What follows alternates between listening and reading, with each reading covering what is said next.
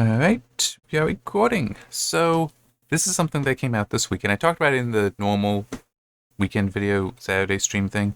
The Titan Quest 2 demo gameplay dev commentary, and I don't know why, but the thought occurred to me to maybe let play the 40 minutes. It's gonna take a while. And just provide my own commentary to it, because this is for Titan Quest 2, which I'm definitely interested in it, because I have over 300 hours in Titan Quest 1. And, yeah, I am curious. I want to see how this goes. Let me just hit that. So, yeah, I figured let them go, and we're going to get a good extended look at gameplay. There are two of the developers that will be talking about it in the video. And, I don't know what they're going to say, but, I guess let's find out. And I actually might need to pause this to Welcome pull something everyone up, but to a we'll see. playthrough of the Titan Quest 2 Gamescom demo. We're the developers at Grimlore. My name's Balin Martin. I'm the lead systems designer.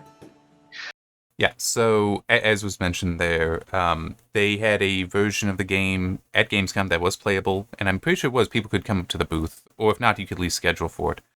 So they're just basically playing through that.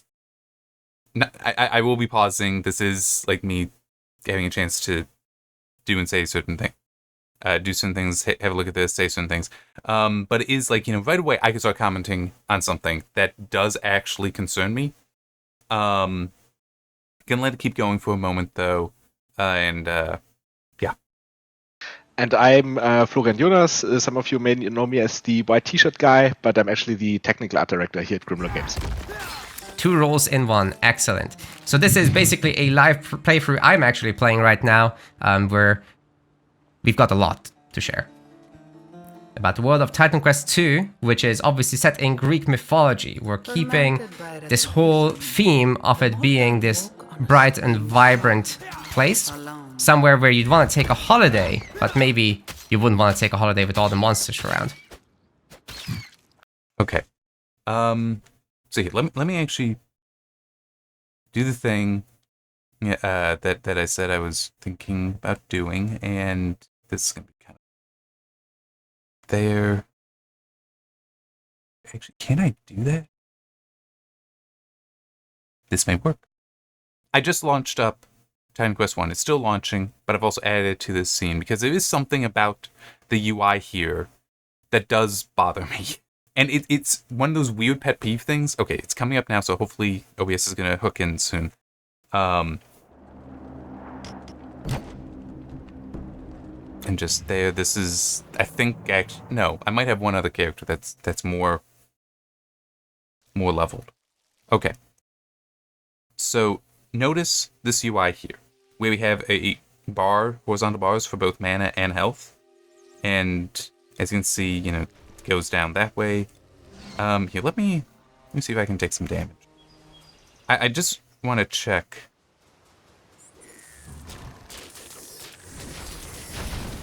Which way? Oh, actually, let me turn that off. That'll make my taking damage a little easier. I just want to see, is it going in? No. It is going to the left. Okay. So both work. I can quit out of this now. So both. I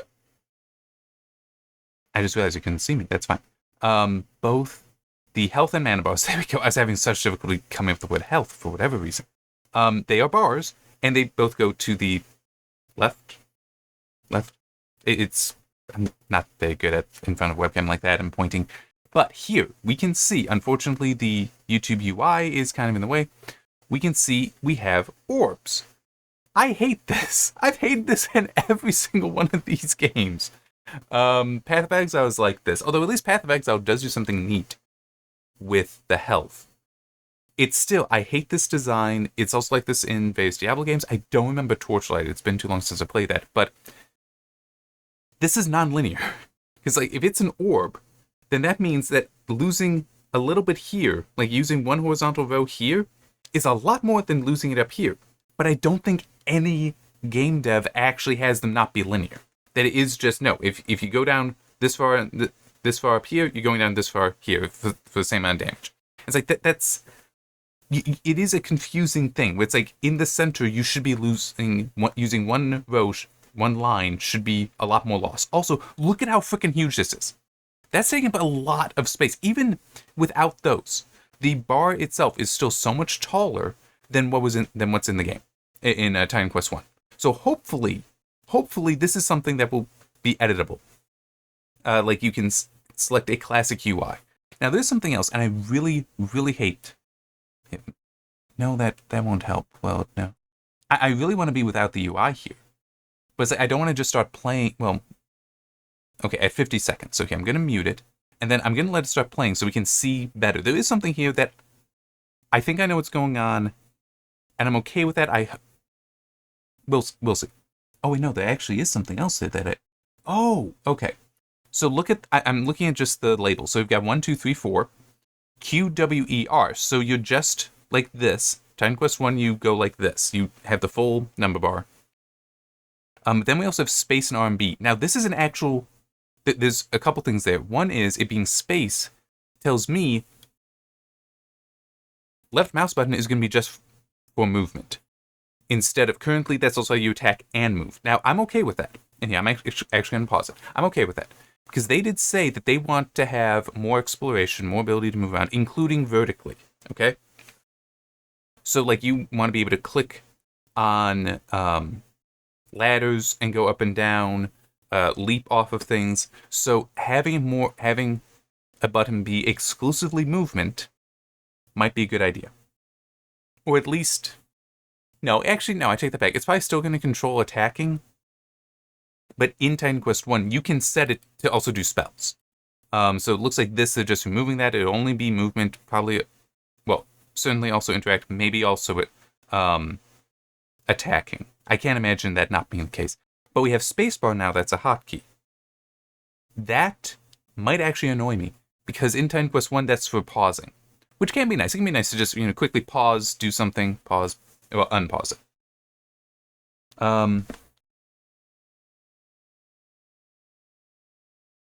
I got keyboards.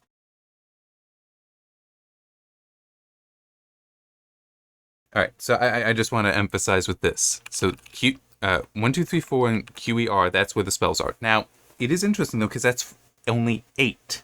And then plus 2 more for space and RMB. That's only 8, so 10 there. In Titan Quest 1, it's 12. Because you have the full 1 through 0, and you have left mouse button, right mouse button, but you also actually have, it's E and R. E and R are dedicated...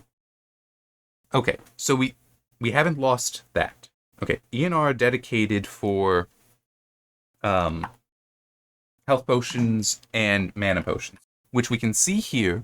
That's D and F. We can't actually see that, especially if I unpause. You'll see that it's labeled D and F. And we also have 2 and 1, which I assume are the charges on those potions, which I hate this idea.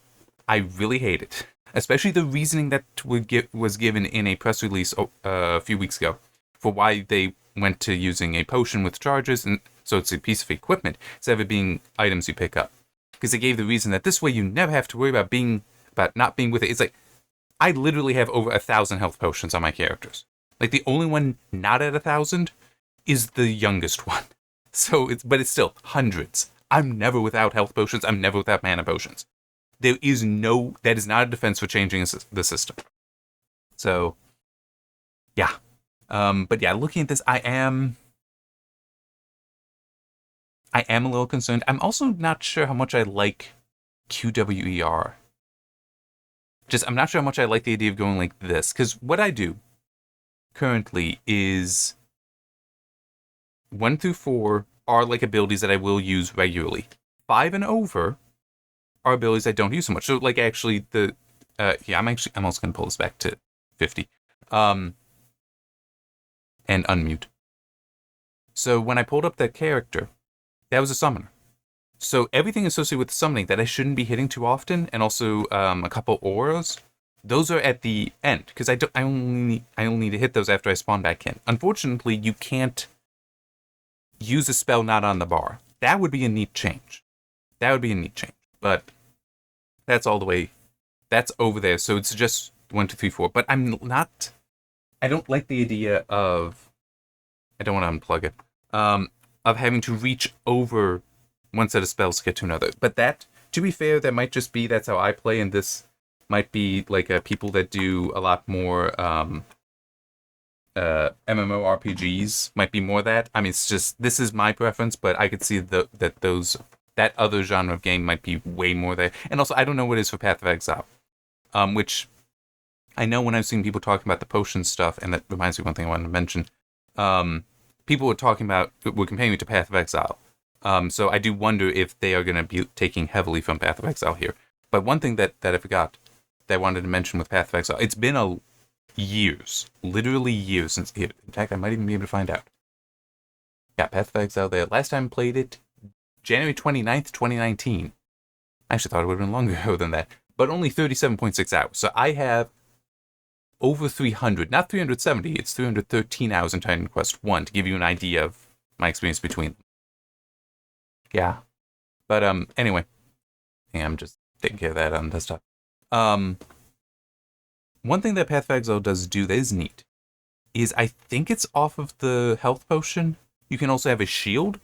And the way that's actually depicted in the UI, I like this. This is clever. So we have the orb that I already talked about. How I don't really like that. The flat bar makes more sense. It takes up less space.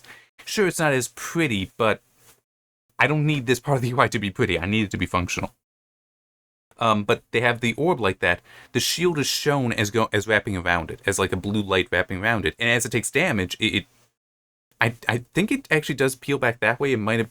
No. I take that back. No, it's up and down. So just the general idea of how much coverage it gives you is left-right. But it does work its way down, and then the health starts going down once the shield is broken. That I like. That's a clever use of the UI.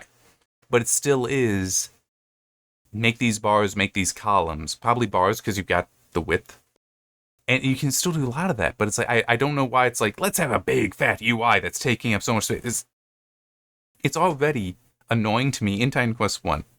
And it might prove to be the case here. That because the camera's always in like this, looking like that, whatever's back here, I have less of a view of. So going down this way, going south on the screen, is more dangerous than going north because my view is limited and the UI is there. So it's like the camera is limiting your view and the UI is limiting your view. I don't like these fat UIs that we have in this game currently.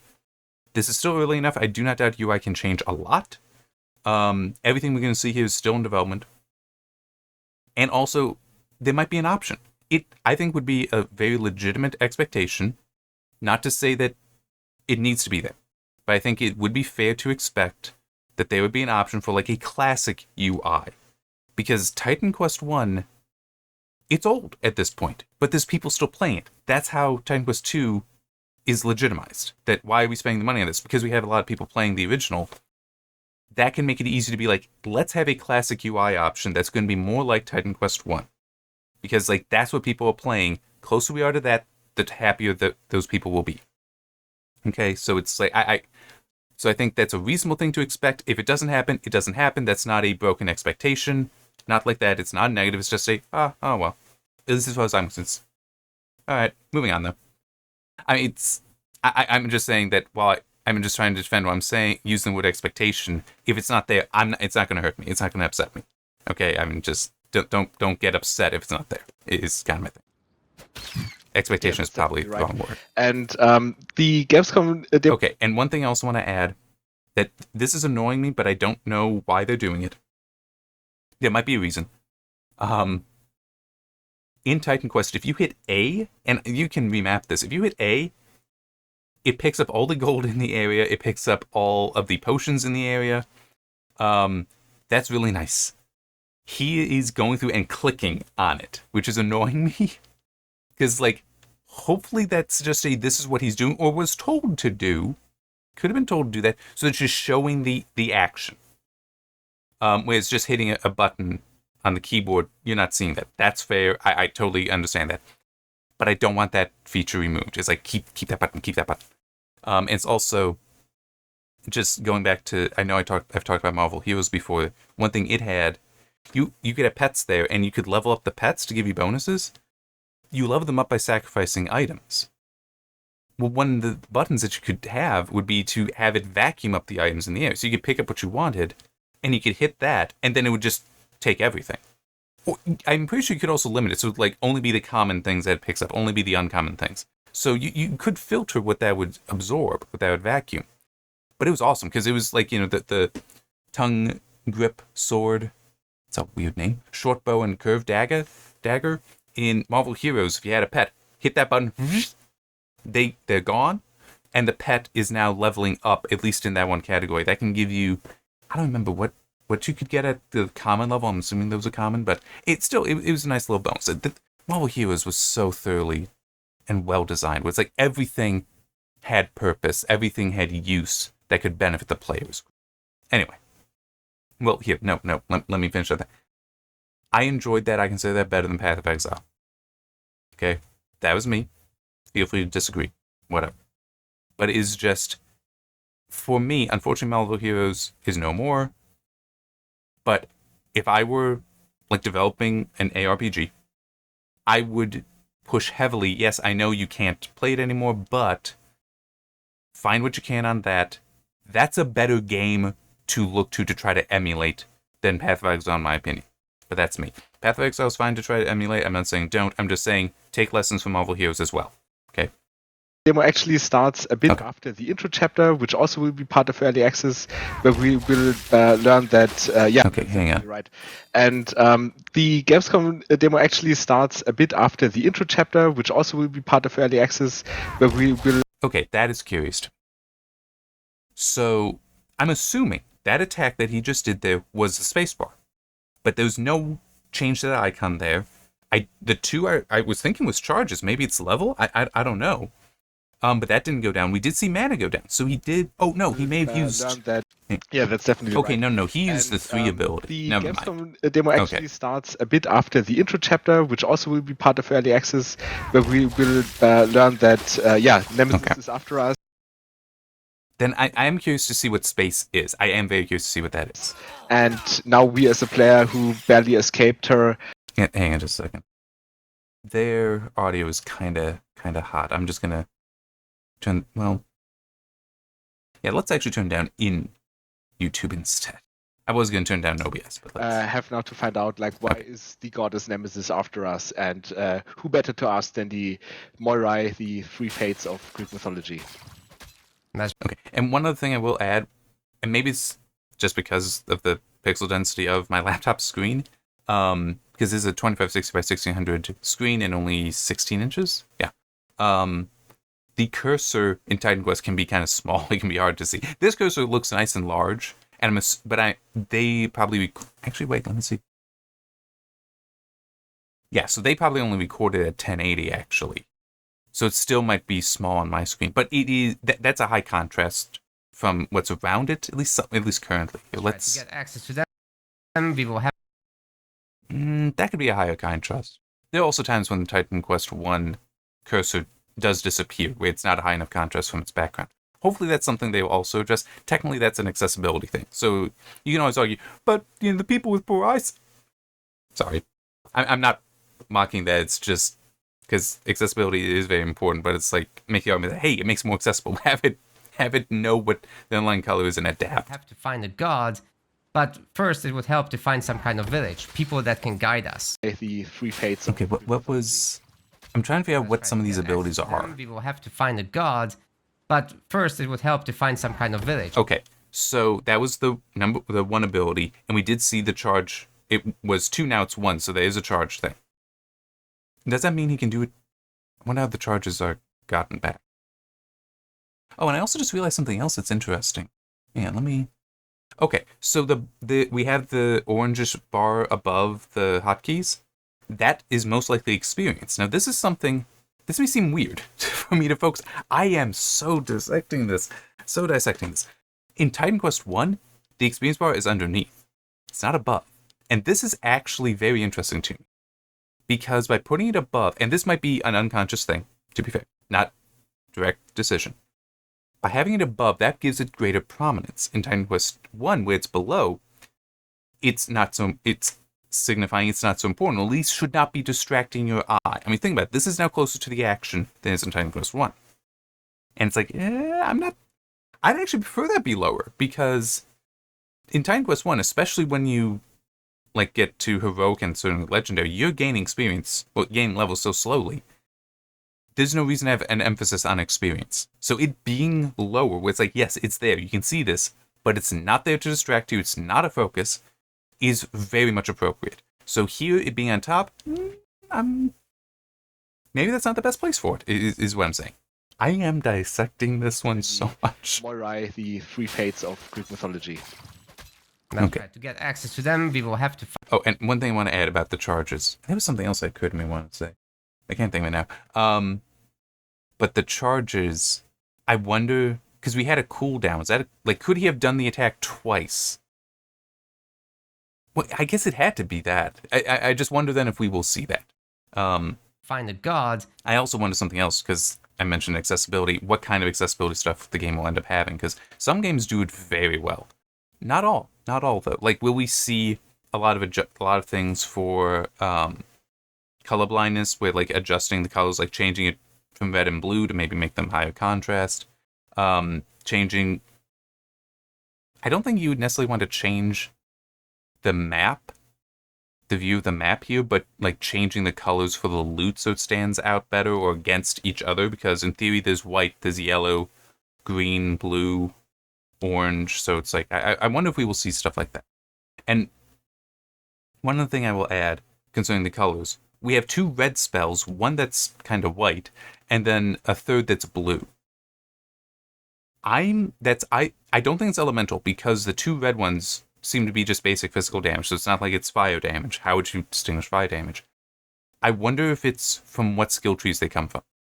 We will maybe find that out later. Find some kind of village, people that can guide us. So that's what we're doing right now. Here on the beach, there's a bunch of crabs. They're kind of back from Titan Quest 1, but in... And also something else just occurred to me. I don't see anything indicating the charge building up on the potions. Which actually also means a few things, because how I talked about how I've got hundreds to thousands of health potions. I got 2 here. And it's like that two charges here. So it's like already, it's like if you're trying to say, oh, well, this is so, you always survive. Not even close. Not even close. He said this is after like the introductory chapter. I would have like a half a dozen to a dozen health potions by this point. Right? With like literally just walking out of the tutorial town. Not even like out of the area. So already, no, that argument, it doesn't work. And that would be, it would be more like 3 for the mana potions, but I tend not to use spells, so that's not too big a problem. And I just, it is just, hopefully we will see them being used, the potions being used, so then we can see how they charge up. As well as the Ichthyians. Here's the first one. Also, I will admit, I am somebody, I would be picking up all this loot and selling it. I'm sorry, but it's like, yes, I fill up my inventory, will just be, warp myself back. Is it the Elkian Titan Quest 1? It might be, but over, like, come on, right there, that button there, I'm pretty sure is to pick up, well, to put down a portal, a one-time use portal, well, technically 2, round trip, that lets you go to a waypoint and come back. So you can do that then to like go and sell stuff and pop back. But also, I will admit, if they do, I'm trying to remember, Torchlight 2 definitely did. Did Torchlight 1 as well? I think Torchlight 1 did as well. Where you could have your pet have inventory and put things on there to run back and sell stuff, and then run back to the town, sell stuff, and also buy some stuff. So it's like, hey, I need you to get me 5 new potions. It'll do that and then come back. That would also be a neat mechanic to see in here, because... Wait, do we have pets? I don't remember if they said we have pets. I assume that there will be a summoner. I'm pretty sure there was even some mention, references to summoner characters, summoner spells. But like just a generic, always with you pet. I don't know, because pets, when actually having a use, a utility to them, I don't care about attack or defense, I care about utility in this case.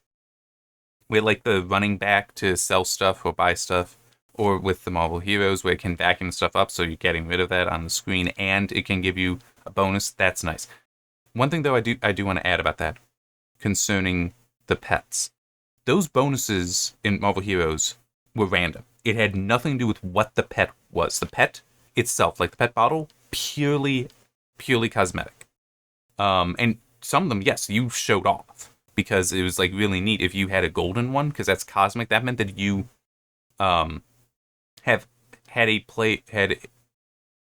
Titan Quest 1 normal, heroic, legendary for like each time you complete the game, you can play it again in higher difficulty. You had, I think it was like 5 levels to it, and the top one was cosmic, where you also gained experience more slowly. And getting to that, so you hadn't gone all the way through it, you would get one of those pets, this golden one, and so it's like, yes, you would actually show that off. So I'm just, hopefully, if they do have pets in here, that would be nice for those other mechanics. Hopefully, they are just cosmetic, so that you can do whatever concerning them. But hang on. What generally can be said about Titan Quest is that we have this handcrafted world, so we don't use any procedural level generation, at least for now. And this allows us to really, take. Okay, hang on. This he did use the mana potion. Oh, and I should also add, the game is looking nice. I mean, I'm these graphics, other ways they could be better, probably. I'm good with how it's looking. What he just said, that's a handcrafted world, not procedurally generated. I'm good with that. If they want to add in like special procedurally generated dungeons, I'm good with that. But the main world not being procedurally generated, I'm totally good with that. I know some people are like, oh, everything procedural generation is so great. It's like, don't need that. Yeah, so he does use the mana potion. So I want to watch a charge on the mana potion. I want to watch for that. World, so we don't use any procedural level generation, at least for now. And this allows us to really take handcrafted world, so we don't use any procedural level generation. Sorry, it's just because I know I've replayed it.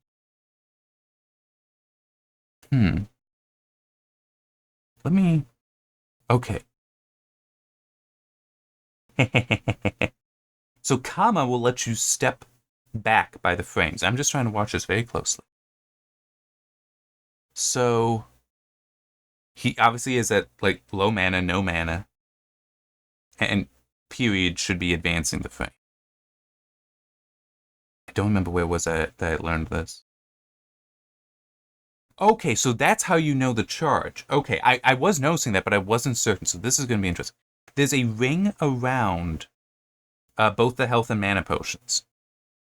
That cleared once he used the potion, once he used the charge. So that's almost certainly then how they charge up, how you know how charged up it is. Okay. That makes sense, especially because the rings both end where the counter is. So that does make sense. I'm okay with that. It's not great because it's kind of hard to see, especially because if you look over at health, there is like a portion near the top where it's a darker red than the rest of the red. So that's a little odd because it makes it a little harder to see. But one thing, though, that immediately I'm noticing, Titan Quest, I know it's the case for the health potions. I think for the mana potions as well. The health potions are definitely, though, hey, you use this, here's a bunch of health, and you get bonus regeneration for a while. So it's like, emergency, and we're getting you there. As opposed to emergency, everything is just a dump of health. Or just, hey, we're increasing your regen, and hopefully you are not dying. But one thing that I'm curious about, did he, because it popped when it was at 0, or very near 0. Did he manually do it? Or is it possible to have it set where it automatically does when you run out? I'd be okay with that, with certainly mana potions. Especially one thing in Titan Quest 1, when I had that up earlier, I did turn on one aura, which that reserves a portion of the mana for itself, so it's constantly running that. So it just lowers your total, but you see the gap. If you run out of all your mana, it's actually possible for those to be turned off, because like, hey, you don't have enough mana for this, which is kind of annoying, because then you have to turn back on. So, and you might not realize it turned off. So if it does automatically expend the charge, I'd actually be good with that, because that would solve that issue. All right. Okay, so yeah, now I want us to watch the ring refill really, through combat. Yeah, Okay, so this is definitely, you look at it, that is refilling very, very fast. So it definitely was regen, mana regen that it boosted. advantage of. Okay, and I can see once the UI disappears. YouTube, please don't do this to me. Once the UI disappears, I can see that the ring has started to fill up some. So attacking an enemy, or at least or killing an enemy, does refill the mana potion. When they were talking about health potions, they was say that's what happened there. It makes sense for mana, but it's still, maybe not. All these little areas that we can design to create memorable situations for the player. Like here, this ladder might be missed by a few people, but it actually leads to a little area where the player can face more. What the heck? Like here, this ladder might be missed by hang on. people, but okay. So that charge was rebuilding without him actually doing anything but moving, which means one of two things. Either the mana potion recharge is passive, which is possible, or, and this is also very possible, they're cheating. Which, let me be clear, this is meant purely for demonstrated purposes and the commentary, okay? That's why this video exists, is for them to show off the gameplay and for them to talk over it. It is not to be an actual, accurate depiction of gameplay, even in this state. Okay, and certainly not for what it will be final, because we don't even have a release date. All of this could change. And nothing wrong with that. If they got to change it, change it. That is my opinion on that. I'm good with that. But it is possible that for this, they have put in certain cheat codes, certain dev tools, so that they don't need to worry about dying, because that would be embarrassing. And you don't want to show that off. You'd have to redo the video then. And trust me, I've actually been involved when I was doing QA for a video game developer.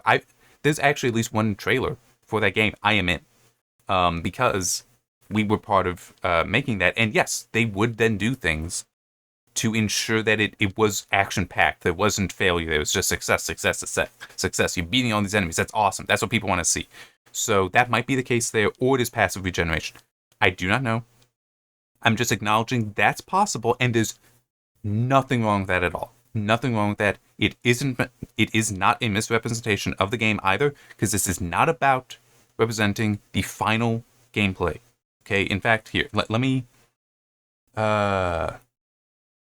Please note, this gameplay footage is from a limited demo and does not represent the final quality of the game or showcase all features to their full extent. This is in the actual press release for the video. And almost certainly this an equivalent statement. Yeah, not exactly. The essence of every ARPG lies in its core mechanics. This is the description for the video. Right here. Understanding how these elements work and interconnect is essential. It's one with curtain on these fundamentals in the video. So they are straight up saying, this is not about... This is about showing you core elements of the game. It is not about being, this is what your direct experience will be. Okay, this is just, I want to be clear on that, because it's one of those things, some of this stuff, because I did QA for a decade in video game development, and as I also said, I've had a hand in, I'm present in some trailers for that game. I think only it was one that I was in. But it's for me, I immediately recognize and understand this is not about, this is your one-to-one experience, right? That is not the purpose of this video. So so I just want to stress that in case anyone is looking and it's like, well, that's not how it works that's not what this is about.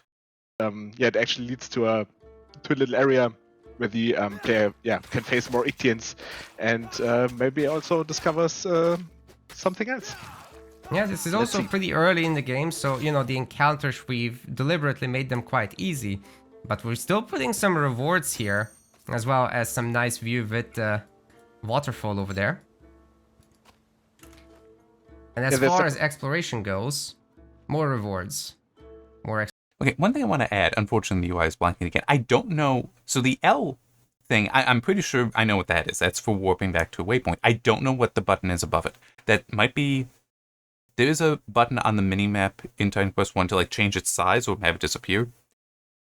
That's not what that looks like, though. That looks like it's something else, telling you about something about the environment. I'm not sure. It looks more informative than meant to be an interaction. Yeah, and I'm also just looking out on the upper left. It's your character portrait 5, so I assume level 5, and then buttons those look very similar to the buttons in Titan Quest 1 for opening things up, like the quest log and such. So. But it's optional. You don't have to come here to the Altar of Benevolence. Could have just skipped this. Yeah, we're trying to break up these combat pauses like you saw before when... Hang on, okay. So, sorry, just one thing I noticed and I wanted to check. The statue, the fire on it lights up after you kill them. Could have just skipped this. Yeah, we're trying to... Yeah, and hang on, I just do want to go back a little bit. That is a nice shader effect that they have on there for it being frozen. That does look... I'm thinking mainly against Titan Quest 1. Titan Quest 1, the graphics were not like that. But yeah, that does look decent. That's a nice upgrade from Titan Quest. To break up these combat pauses like you saw before when Balint was running back from the first Ictians, to have these little scenic events like the water. Can't beat that. That's right. So we've got a bunch of choice dialogues here that we're currently covering up with the camera, but that's fine. I've requested a... Okay. So this... stat. Well, I want to get a better view of this. I don't care about the specific item. I literally just want to see the view here. And one thing, though, that immediately strikes me, this reminds me of Diablo 1, which is clearer in my mind than Diablo 2. I have played Diablo 2, but it was quite a while ago. Diablo 1, also a long time ago, but that is just sticking better. Okay. Figures, I got there and then I decided to do the larger skip. Of choice dialogues here that we're currently covering up with the camera, but that's fine. Okay. Interesting. The quest there. I wonder what resources will be. Okay, so there's some stuff here that I hope that they change the UI. I mean, the overall look is alright. Although I don't like how in Titan Quest 1, it doesn't quite resemble this, but it is like a pop-up that's on top. This is like straight up, I'm covering part of your screen, versus it's just something... I guess the way to put it is, in Titan Quest 1, it's almost like if you had the screen in front of you, and it's just, hey, I hit a button to pull this up. It's now like a sheet of paper that's sitting on top of it, but then you can just grab it and throw it away when you're done with it. This is nope, we're taking over part of the screen. I don't like how dark it is, because that also... So you can see the one ring on the left side, because that slot has something in it. There's also a slot on the right side. That is very hard to see. Maybe it's disabled because you haven't unlocked that slot yet, but that is hard to see. So I do not like this UI, because the contrast is way too low. I don't like the inventory either, because it shows 2 staves in there that you can't use, because it's a red X. You know how they tell you can't use an item in Titan Quest 1? Is that what I recall? It's grayscale. They remove the color entirely. That's a lot clearer than this. It being that large of an inventory, I'm okay with, but this does also mean then that... Because in Titan Quest 1, you've got the main area, but then you unlock additional bags on the side. They're smaller bags, but still you get 3 of them, and that's like doubling your size, and it can help with sorting here. That clearly is not a thing here, and it very much looks like Diablo. Maybe also Path of Exile. It's been way too long for Path of Exile for me to clearly remember its inventory. But this... Right now, I'm being somewhat disappointed, because I want Titan Quest. I want a sequel to Titan Quest. I don't... This is like... I'm seeing too many elements that are reminding me of at least like classic Diablo. I've only ever played Diablo 1 and probably some of 2. I've never touched 3, never touched 4, just to be clear on that. But it's like, if I want to play a Diablo game, I'll get Diablo. I mean, it's like, that. If I want to play a Titan Quest game, I want to play Titan Quest, I will play Titan Quest, and eventually Titan Quest 2. But if Titan Quest 2 ends up feeling like it's Diablo, or it feels like it's Path of Exile, why bother with it when I could just play Diablo or Path of Exile? Especially Path of Exile, which is free to play. So it's like, it's one thing to learn from other games. This is where the lessons from Titan Quest 1. I see the setting, where are the lessons from Titan Quest 1? Where is it that's like, this is how Titan Quest 1 did it, we're going to keep that and make some improvements to it. I'm not seeing that. I'm seeing Diablo UI for the main UI, the hotbar, Diablo UI for the inventory. That's what I'm seeing here. I'm not seeing Titan Quest 1, and that is bothering me. And also with the potions, that's Path of Exile. That's not Titan Quest. Where is Titan Quest here besides the setting? Because that's paint. I mean, that's. I know I'm minimizing. Forgive me. I'm minimizing the effort, but it's like the setting, the appearance of the graphics. That's paint that you're just throwing on top. We could also make this into a cyberpunk style game by changing all that. That's just appearance. I'm talking about the mechanics here.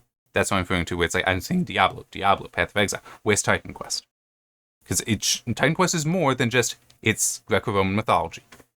Far more than that. Where is it? So hopefully we'll see that. I'm just not seeing it right now, and that's disappointing. I've been recording for 40 minutes already, and we're not 3 minutes in.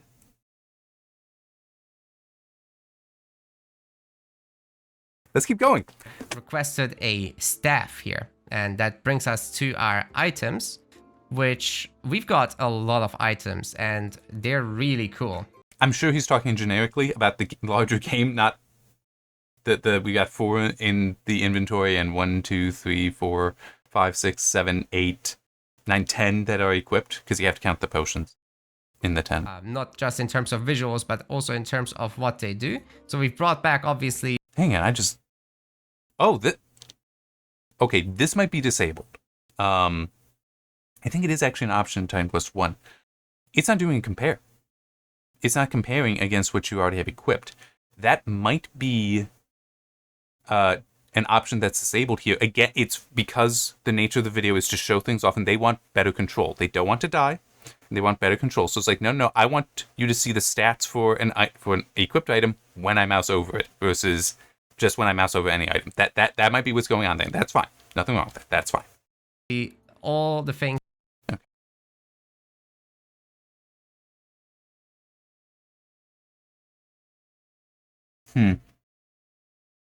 I'm not liking this UI. Mainly, it's just, why do you have, like, is the name of this impenetrable round shield? If it is, you did this wrong, in my opinion. It should be, because the name should be on one line, and it's broken. Now, it might be it's impenetrable round, shield is type, and that's why it's on another line. If it actually line wrapped, I got a problem with that, because, like, no, the UI you shouldn't be doing that. It should be like, this line is this line is this line is this. I also don't know why you have the icon, the icon image here for it in the thing. It's like, it's in the inventory. You can see it right there. Why are we duplicating that? I'm also just trying to think. I'm guessing, I wish we had another shield to look at here. 5% increased armor and shield, 15% glancing enemy attacks. That, I'm hoping, is a property of it being a heavy shield. And then the 5 pierce armor, plus 5 pierce, is that? No, that's just a point, so that's just 5 pierce armor, whatever that means. I mean, plus 5? I mean, I'm assuming that it's adding to your armor against piercing damage? But I'd kind of like it to be plus 5 in case there's anything that is minus 5, but anyway, I'm assuming that the plus 5, that's the thing that is specific to this item. So if you picked up another impenetrable round shield, it could have something else there. That's what I'm guessing that area is for. Requires might 62. I'm not sure how much I like that. It is green, telling you that you can use it. I'm sorry, it's just at a glance, I could almost read that as MAG, Mage for magic. So I'm not necessarily liking that specific shortening, but that can be me. I don't know what it might be. INT for intelligence magic, but because it's strength, dexterity, and intelligence in Titan Quest 1. Which again, that's another one of those things. Where's Titan Quest 1 here? Is it might in Diablo? Is it might in Path of Exile? Because it's strength in Titan Quest 1.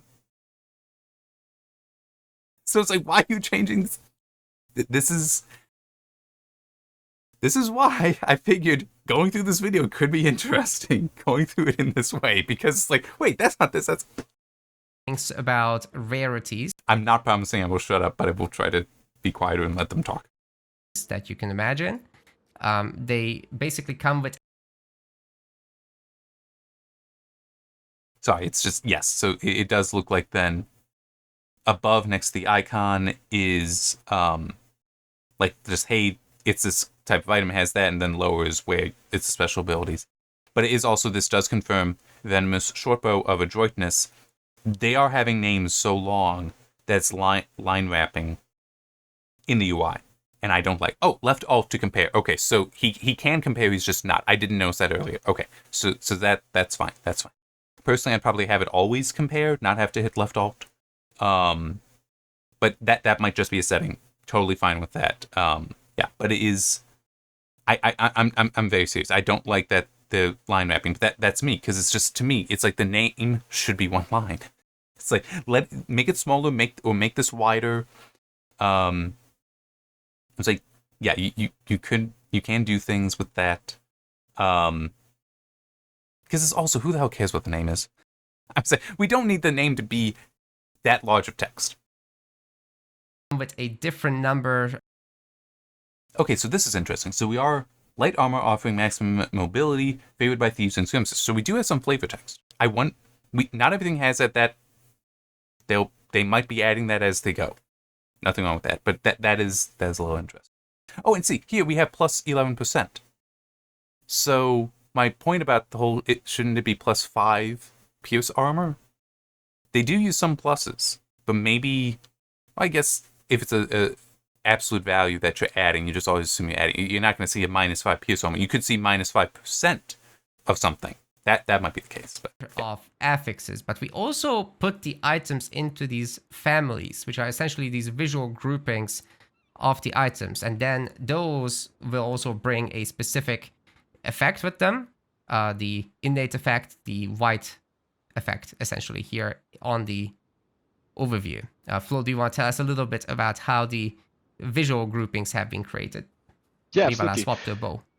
Yeah, so as an I'm sorry, I'm just, so many of the questions and points I'm making, they may answer it. So I really should just be letting this go, but it's just, he may answer some of the questions that I was just having and address some of the points I brought up right now. I know that it's 47 minutes and we're not 4 minutes in, so shutting up and getting water. Other games, obviously, we have a lot of weapon classes, but all these weapon classes, like one-hand sword, shield, bow, all of these we have divided in 3 families each, as Balint was mentioning already, and each of these families kind of represent or kind of support a playstyle a bit more. I mean, after all, they stay the same. So a two-hand axe, for example, will always be the slow, heavy-hitting weapon compared to a sword, let's say. But there are nuances that can be shifted with these families. So, for example, to stay with the example of the two-handed axes, we have heavy, medium, and light axes, and the light axe might be maybe focusing more on a crit build, while the heavy axes more support this really builds that just want to bring the damage to the enemies. Yeah. I'm sorry, I need him to say some of that again. Example of the two-handed axes, we have heavy, medium, and light axes, and the light axe might be maybe focusing more on a crit build, while the heavy axes more support this really builds that just want to bring the damage to the enemies. Yeah. I'm a little concerned by that. So is he saying that 200X, there's also light, medium, heavy there? I'm just concerned, are we going to have like a dozen different weapon classes and then each one has so many, because that's a lot that you have to manage, and that's one thing that gets annoying to me. I mean, it's like, it would be different if it were actually, well, no, because 200X, you'd be using it differently. So it's like 200X versus one-hand axe. I get that, but it's almost like, why can't the light axe be single-handed, the heavy axe be two-handed? I mean, I'm almost wondering that, but I do get the whole, a 200X is inherently different from a one-handed. So it's, I guess it would be more so with some other stuff that I might be concerned about. Are we just going to have an overload of items, because that just gets annoying to me in some of these games where it's like, yeah, we got so many different weapon classes, but how many of them are actually desirable? How many of them are actually fun to play with? And I'd rather have few good stuff than a lot of stuff where there's only a few good in there, and then a lot where it's like, why is this even here? So that is very much, though, won't know for quite a while, and they're probably still building that stuff out, and that's also something that can change. So. And visually, we kind of differentiate between generated items and uniques or monster infrequents or faction items. And so especially in the early game or in combat situation, most of the time, if you're not facing unique creatures, you will mostly find these generated items. And for these families, we have multiple modular pieces that kind of get randomized together. So we want to create this random look where the player can find different looking weapons. Okay, I'm sorry, I just wanted to point out, I didn't notice this earlier, you can actually see the potions hanging on the belt. In fact, when he changed something there, just to have a little animation, a shake animation on the character, just to recognize the change, and you would even see those swing a little bit. I just want to point out that they do have that nicely rendered. Yeah, but those are also there. So there is a physical appearance for the potions. It might be generic, they all might look the same. Maybe we'll see some other potion bottles, so there's different shapes there. Don't know. That would be appropriate and neat. So as often as possible, because we definitely know that loot is a big part of an ARPG, obviously, and so. Okay, I'm sorry. Just one other thing, that how I noticed how I talked earlier about the inventory, it coming in and it's blocking part of the screen. It's blocking your mana. Okay, it's like actually blocking your mana, and a little bit. Like, if the right mouse button had a charge counter on it, you wouldn't be able to see it right now. If I launch Titan Quest 1 again, the character, the inventory view and character view is smaller than that. Actually has more information than we're seeing here, and it's smaller. And it definitely does not cover over the hotbar. So that, I have to say right now, what I'm seeing here versus that, this is a woefully inferior design. Because for that specific practical purposes, this is actually hiding relevant information. And for anyone that's like, well, you shouldn't have that open while you're doing combat when it would matter, it's like, it doesn't matter. It shouldn't overlap. Because maybe you do need to open it up. Maybe there's something you need to look at there. Maybe you're like trying to run, and it's like, I need to swap out my gear. Because like, oh my god, I didn't realize I'd be facing a fire monster. I need to change what my armor is. I need to change what my weapon is. It's like, in theory, you could do that. In which case, then, yes, you want to be able to see this stuff. So that, hopefully, this is a non-finished UI, because that really does bother me. That really, really does bother me. Because, very simply put, to me, that's bad UI design. That, like, fits with what I would consider the definition of bad UI design, is hiding critical elements of the UI at any point in time. Weapons as often as possible, because we definitely know that loot is a big part of an ARPG, obviously, and so each weapon will consist at least of 2 parts, but many of more parts actually as well. And this is not only reflected in the 3D mesh. This is also. Sorry, I'm trying to.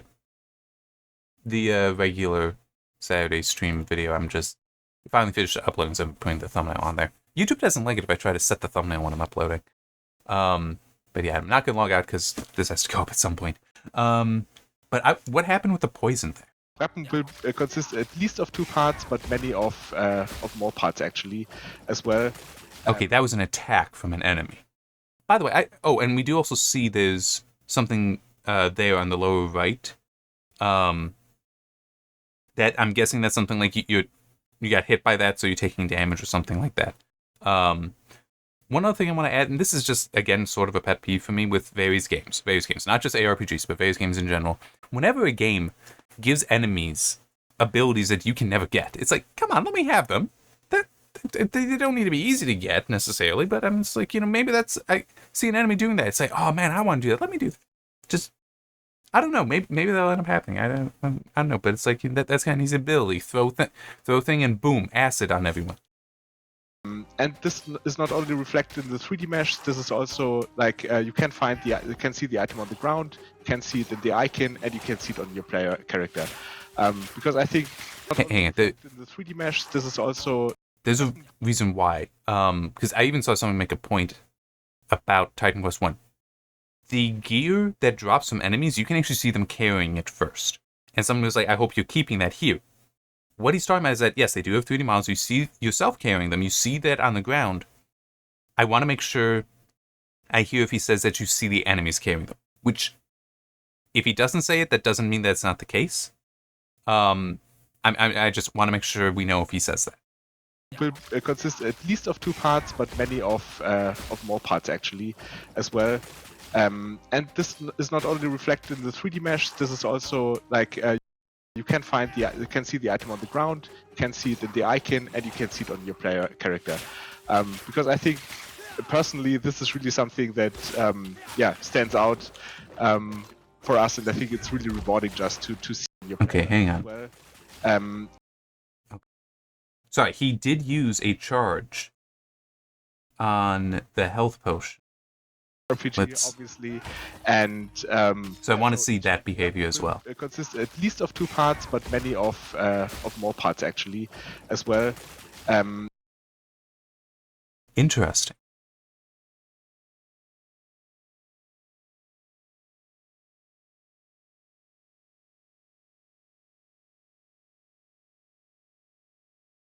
I thought I paused to pass that. Okay, so he used it when only at like half health, which seems a little odd.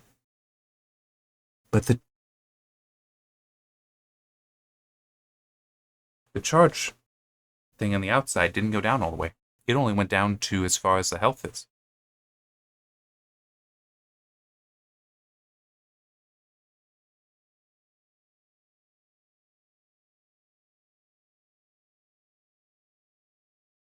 That is an idea I'm not sure I got a problem with.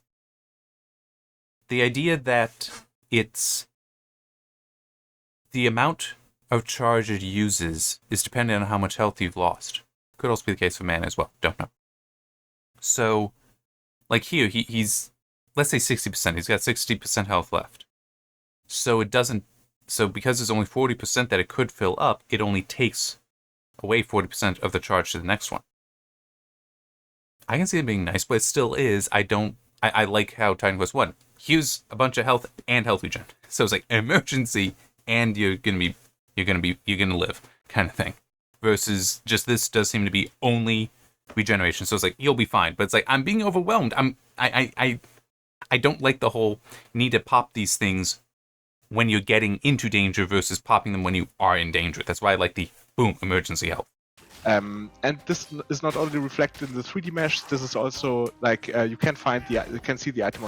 It also looked like you were getting a charge back from attacking an enemy, not just from killing. I might not have caught that fully, but that is something. I don't remember what was said in the press release about it, but that is something that does also matter. But yeah, let's keep going. On the ground, you can see it in the icon, and you can see it on your player character. Because I think personally this is really something that stands out. Okay, no, he used it again. His health was lower, but it's still, the charge thing didn't go all the way down. So now I'm thinking that's either a special ability to the potion that it never actually fully drains, or, as I said before, they might be using dev tools, dev commands here, to make sure that they don't die, because you don't want that in the video. Out for us, and I think it's really rewarding just to see character. Because I think personally this is really something that stands out for us, and I think okay, that's important. He just hit the second charge here. It's not completely filled. There is a portion above. I mentioned this before. There was a portion that the red was a different color, it looked darker. That's like an extra thing. So okay, so this might be then that you can overcharge. So then when you use a charge, you're not all the way back to 0. It might be that, or it might be something else. I'm not sure, but I can also now see the tick there, that it went up to that tick, and then past that is like this overcharge. But it was at the tick that it got the second charge back. Okay. I think it's really rewarding just to see. And you can see it. Hang on, so right here, in that extra portion, it's half filled, but in the next frame, next couple frames, there we go. He did damage, did not kill, did damage, and now it's got the rest. So it is definitely based on when you're doing damage, not killing an enemy. But I do think that is some sort of like bonus charge that counts. It could be so that, as I said, when you use a charge, you don't have to start completely back at 0. Or it could be that some of them might have like, if you have this, you get bonus health kind of thing. It could also be something like that. Everything on your character displayed and also in the inventory. Yeah, here it is. Like on the ground, it looks exactly the same as it does in the inventory as it does on the icon. And we've just seen some more complex fights here that really brought down my health. I didn't do a very good job of dodging, but you know, you don't need to dodge if you can kite. So there's many. I'm sorry, just one thing I noticed. The RMB changed with the item. The icon there changed with the item. Which, maybe RMB is your basic attack. It might be. In which case, then, this is the behavior I want, if that's the case. Mouse over a enemy. Holding RMB, I can now move away. With left mouse button and moving it away, I'll keep attacking the enemy. I just am always turned to face the enemy, so it's like I'm strafing. And I could even take a movement penalty for that, so I'm moving more slowly. But I continue attacking with a ranged attack anyway. Continue attacking. Or even with a melee attack, and can just start working my way around to reposition. That would be very desirable. I would love to see that in one of these games. In which case, then, this icon changing it's a basic attack, and they're letting you know right there what your item is, or what type of weapon it is, I should say, in the icon. So it's not just you need to look at the character, not just you need to look in the inventory. So that, I'm just saying, I'm hypothesizing here, but that might be what's going on there. And if it was you can lock onto an enemy and move around in one of these games, I would really like that, because a lot of ARPGs, that's not a thing. Different varieties of playstyles that we want to allow. Yes, the dodge is a very central skill, but do you have to always use it? No. That's a spacebar. No. Speaking of skills, we're about to level up, and when we do, we'll be talking about the masteries in a moment. But first, it seems these Ichthian Guardians have been dropping some special... Okay, I also just want to point something else out that he's doing. The staff... Well, here, let's actually go back. We're about to level up, and when we do, we'll be talking about the staff does have a range attack. You see it right there. But he's also swinging it and knows what happens in a little bit. But first... Right there. So it's also now a physical weapon, too. That is different, at least I'm pretty sure it's different from Titan Quest 1, and makes the staff so much more valuable. Because that means when you are surrounded, it being a single... It's now a multi-attack weapon, because it will hit everything in the sweep. That's really cool. I like that. I like that idea. And because it does make it a much more valuable weapon. It also means then that something like a sword or that two-handed axe they were talking about before, yes, it's meant to sweep through enemies, will probably do more damage, but also means you don't expect those to have a ranged attack as well. So it's balancing might be weird. I mean, that might give an unhealthy advantage to staves. But then it's also, they're probably just going to have very slow attack rates. So. We'll see. But that is an interesting change. It seems these Ichthian Guardians have been dropping some special items, and we'll be picking those up. Okay. The masteries in a moment. Just one thing about the dodge here. It seems these Ichthian Guardians... Yeah, you know, I want to slow it down. I'm going to mute because we don't need to hear them at slow speed.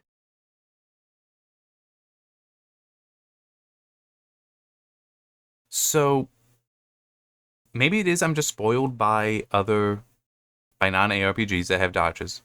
But I really wish that was, like I was saying, I'm attacking you, so I'm going to stay focused on you. I'm going to stay locked on you. But when I hit dodge with the cursor behind, I dodge back. But it's a whoop, like that. It's a retreat, not a turn and run and then turn back. Yeah, because, I mean, you are physically capable of that in real life. So it's kind of can we have something like that in the game? Especially because what is LMB doing? What is LMB doing? If it is controlling your movement, then it is and right mouse button is basic attack, then absolutely, you should be able to lock on and strafe. Absolutely. So it not doing that is a disappointing, yes, I will say disappointing missed opportunity. Because that is a functionality that I think people would like having, and I don't know if it's in Path of Exile. As I said, I've not played that for 5.5 years. But I could see that if you have it in here and it works nicely, people like it. I could see some people going to Grinding Gear Games, isn't it the developer for that, being like, hey, can we get that here? That would be awesome. Items, and we'll be picking those up. There's a separate stash here for quest. Okay, so this is nice because in Titan Quest, the quest items take up space in your inventory. But to be fair, that means you don't lose sight of them. And in theory, you don't carry. I mean, some of you do carry for a long time, but others are like you don't carry them that long, and you can't put them in the caravan, the storage, and then get them back out when you need them later if you do have them for a long time. So this is nice, but it's not that's awesome. We finally have it's not solving that big a problem. Quest items, so wonder what that could be for. I mean, to put it another way, inventory management in Titan Quest 1 isn't difficult. So if they're making changes, because like, oh yeah, we're trying to make the inventory management better, it's like, inventory management wasn't a problem in the first one, so... Yeah, and while you can maybe shed some light on what these cons actually do, the viewers who actually watched out may have seen a bug actually, because the staff that we mentioned actually doesn't look in-game as it does on the icon. So props for you who found out. This is actually a bug. Sorry that it happened, but we're on to the items. Like, this is a very first iterations, and we have a fix already in an internal build. Yeah. Okay, and I just want to add on to that. I did not know, as I will admit. But this is just part of the nature of doing videos like this. And as he said, it's already fixed. It just, that build probably had other issues, or just started to have other features in there that they didn't want to show off. That's why they're using this build that is apparently older, but not with that fix, with this bug. That again kind of speaks to what I was saying before about how this is about them talking about the gameplay and showing off specific elements. All right, so they might be doing some stuff in here, dev commands, so they never die, stuff like that. This is about the stuff they're talking about. Okay, I just want to emphasize that again. The bug was probably very much an accident and unfortunate, but it's like the response to it was appropriate. But it's just, don't be watching this as this is what the gameplay is going to be like. This is what the game's going to... No, a lot of this can change. Listen to what they're telling you about. And yes, I know a lot of the criticisms that I've been having, all of that can change. I know that. I can only comment on what I'm seeing here, but I do know all of this can change. Okay, every single criticism I have could be proven wrong at release, or proven wrong before release. Okay? There's... I just want to make sure everybody's expectations are in the right spot here, including my own. Just wanted to be sure we're on the same page here. That's right. This build is actually old now, so there is that. We still wanted to show you, for those of you who... So I'm just kind of curious with this one. Okay, fitness and agility. So, and we also have might. That is terrible, actually, because what's the difference between fit and mit? One letter. So, like, at a glance, I mean, yes, it's the F and M that will stand out most, but it still is. The other two characters are identical. So that legitimately, somebody, I'm dead serious. I am dead serious. If I were doing QA for this game, I would be that asshole going, we need to change this. We can't use these names. Why not? Because these are too similar. And a lot of people would be like, Jim, it doesn't matter. But there would be one or two that are like, it doesn't matter, but you're right. That we should make sure there's greater differences. That the point is valid. We'll do that at some point. Or even I wish you had said that before we before we named these in public, because now we're stuck with them. Because I mean that, and trust me, I found things like that. Okay, I remember there was one because in the game there was cast rate. Well, they didn't have the space very wide between those two words, and yeah, I'm the one that knows that. It's like, can we get that changed? You couldn't attend in person, and that's, I think, totally fine. It is far for some of you, after all. But Yeah, we have leveled up, and it's time to talk a little bit about those masteries. So we still have... Okay. So I was correct before. This is, and I like this. I think this is good. The spells, because you have the different masteries, the spells have different colors. In Titan Quest 1, that is also true. It's just not as clear. Because it's like here, it's like grayscale, but it's like red scale and blue scale. In Titan Quest 1, there are other colors in there, but it is like Dream Mastery is largely blue. There's others that are also kind of blue. Nature Mastery is largely green. Earth Mastery is largely red, but it is also with, like, there's browns in the Earth Mastery, there's browns in the Nature Mastery. Don't remember there being much other than blues. There might have been some yellows in the Dream Mastery. But with Nature, you do also have other colors in there. And with Earth, you have different colors in there. So this, it looks like it's basically just solid, it's a single color that is just how bright is it, how close to black, how close to white is it. So Warfare is red, Storm is blue. That I like that and stylized. So in theory, this is easy to view and pick out what it is you're looking at. So I'm good with this change. I'm not necessarily liking the visual appearance of the icons here, like how you've got the circles, but the teardrop shape there and the diamond shape over here. And I'm not certain on that. Like just this is like too much a minimal UI versus a clean UI. Titan Quest 1, that's a clean UI for your spells, for your masteries. This looks too minimalist. So, but it also, they may be about to show us something. Yeah, they're actually covering some Titan Ichor, okay? But they may also show something that's going to open up another row of abilities, and then that may really fill out the UI more. Also, we do have the active points and passive points here, so this might be in a tutorial type state. So the UI may be about to change. But yeah, I'm also in Titan Quest. Well, for one thing, this is another pop-up. It's not a full screen. It's a pop-up. But you change the hotbar at the hotbar. You don't actually change it from this screen. It kind of, I feel like it's implying you change it at this screen.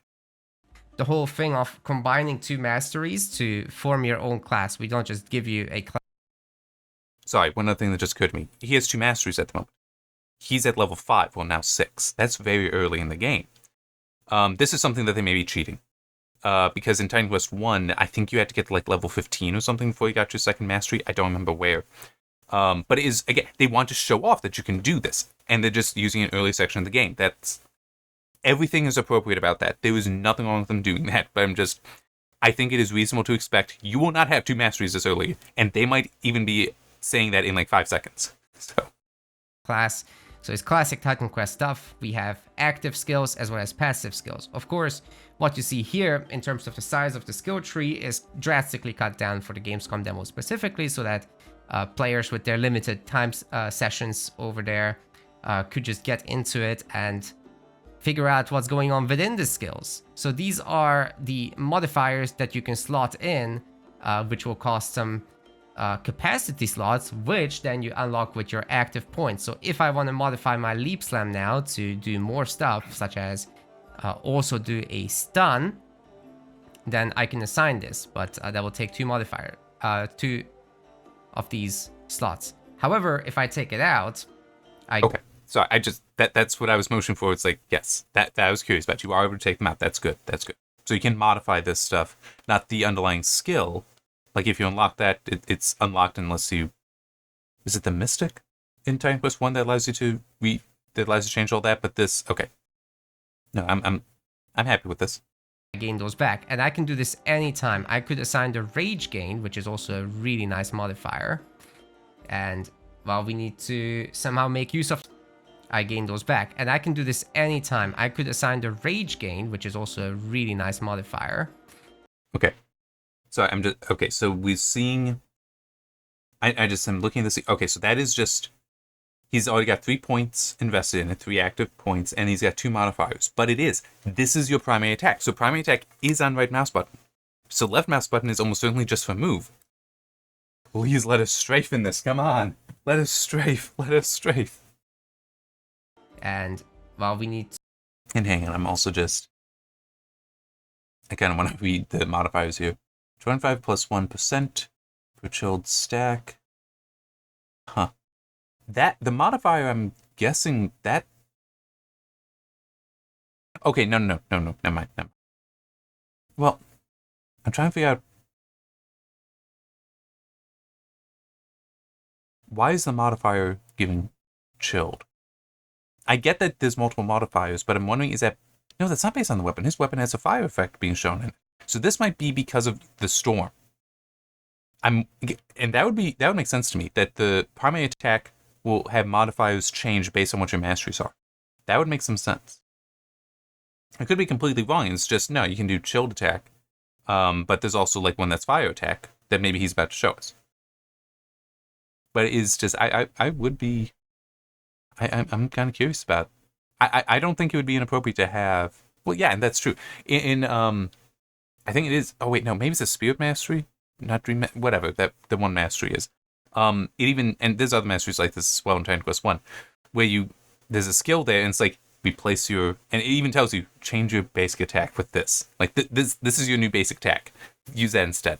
So I do wonder if they will have anything like that here. Either this is your new primary attack. I doubt it because it's like a separate thing that you invest points into, but like a passive that will, for a mastery that changes the primary attack, that would be interesting to see and be very appropriate given what we have in Titan Quest 1.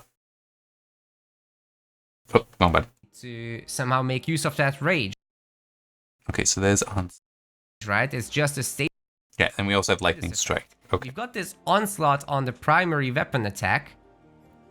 And I have some more points available over there. So why don't we just get that, put it on, and then it can work in tandem with our frost explosion, which essentially converts some of our damage to cold, and then causes some explosions when enemies get frozen, which we can very easily do with our frost nova as well, ice nova, sorry.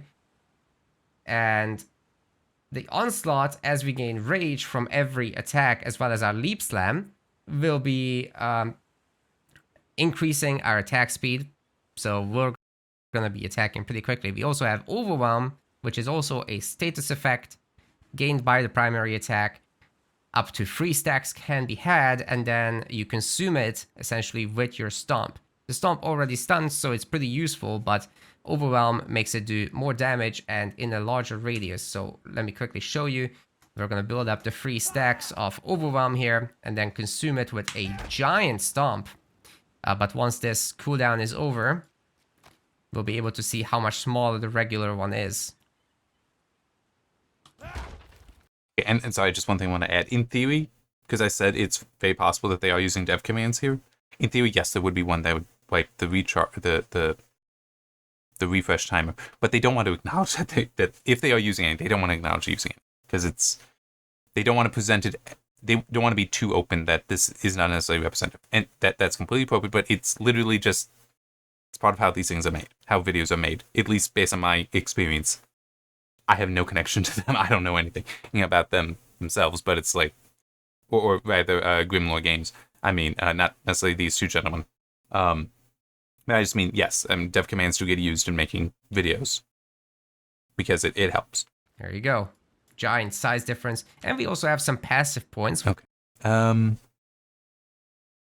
they do also have modifiers. At least that has one modifier. Or I guess those might be the feats. Okay.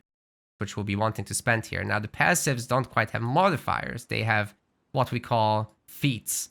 And the way we have it set up now is that at level 3, you get 1 slot, and then at level 6, another slot. I just invested here so that we can get the ailment chance to synergize here with our application of chill from our regular weapon attack. We'll put that in, and that will be great overall. And then in Storm, we can diverge a little bit and get a little bit of energy, because when I spam my ice shards, I run out of energy. Not great. And I think, but one thing that we could answer that.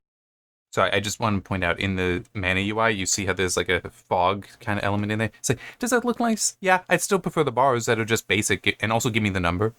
Like, legitimately, give me the number. Why do you try to hide the number for stuff like this? I mean, it is. I get the whole.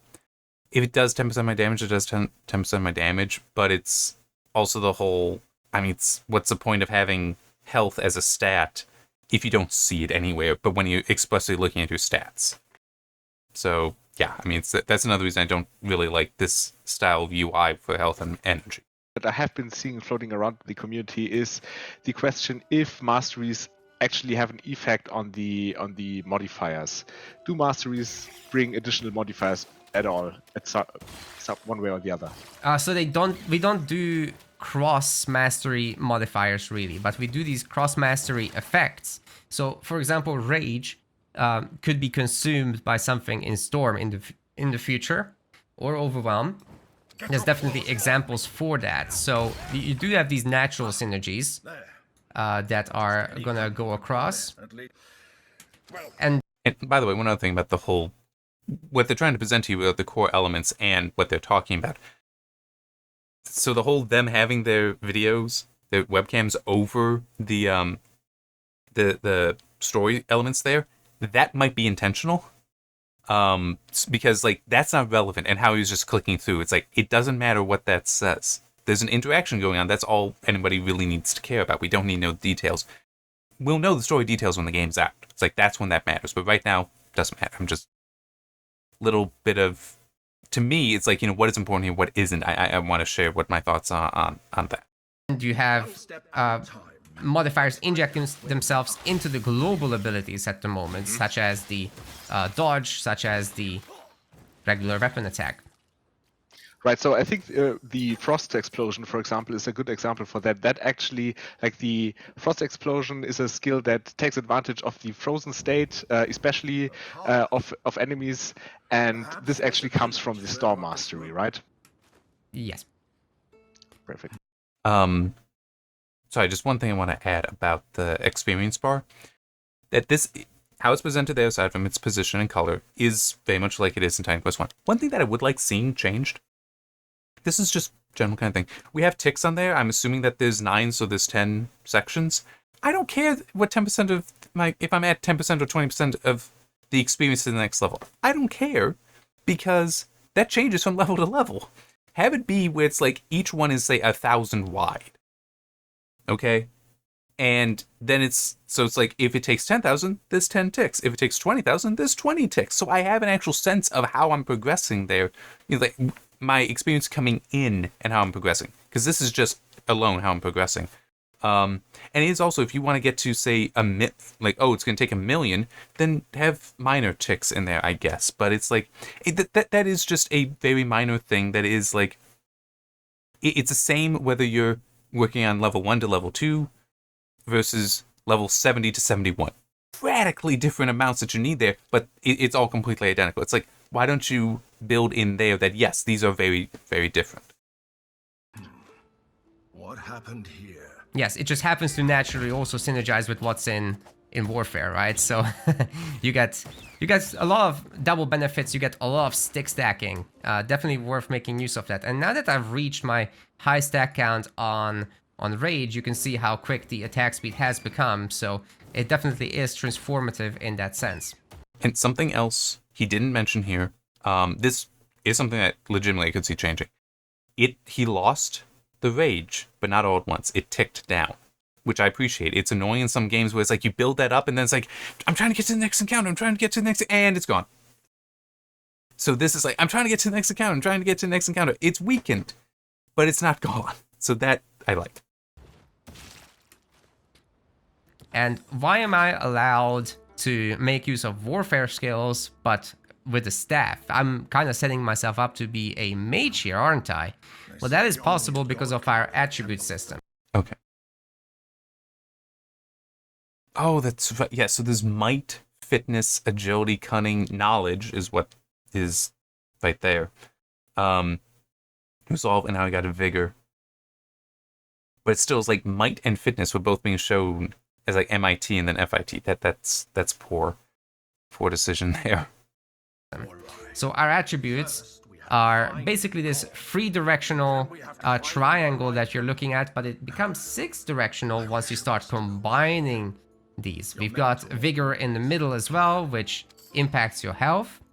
But might, what that does, it basically unlocks your support for heavy armor as well as heavy weapons that you would expect from a warrior. Knowledge is more the mage stuff, like robes as well as staves. Agility. Oh, hang on.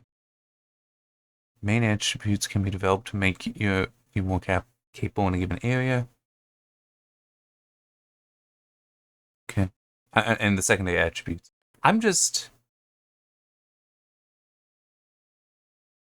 He said that from the combination, which it does kind of say there. But it's like 110. How do you get 110 from 75 and 76? I'm just, what is the calculation there? Because there's that part of me that's like, I get maybe you don't want it to just be a straight summation, which would be 151. I get that. But at the same time, it's like, why are we adding a complexity here? It's like, why not let it just be 151 and you have to balance according to that?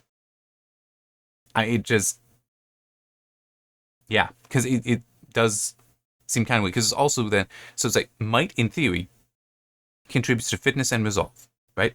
Agility, 75, knowledge, 60. So that's the difference of 15 between those, but fitness and resolve, the difference is 9. Is more like the deck stuff that you'd be used to from other RPG games, so daggers and stuff like that. But then we have things. Oh, yeah, and geez, it's also that.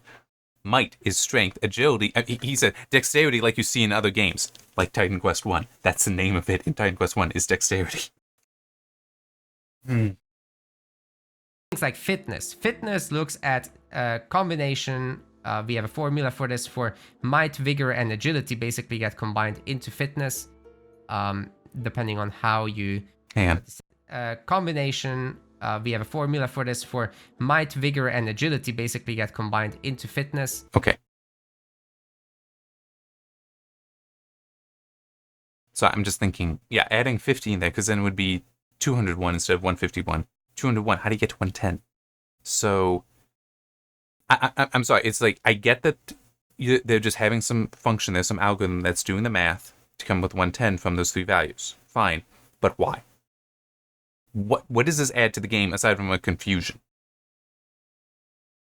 I mean, if it were like 1/3 of each goes to it. Okay, so 3 points in might bumps it up 1, 3 points in vigor bumps it up 1, 3 points in agility bumps it up 1, or 1 point in each bumps it up 1. Okay, that makes sense. I can work with that. But this is like, what is the... Is it better to put like more points into might or more points into agility to get fitness? Should I put more points in vigor to get more fitness? I don't know. And that might be in the final game. It might be explained. I'm just... Why have the complexity here? Because that's a reasonable question. And also, I'll say this.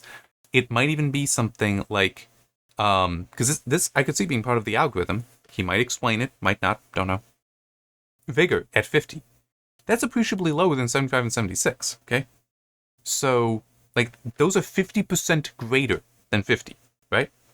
So, might it be adding points into vigor will increase fitness just because it brings them into balance? That's also something that could be that could be a thing.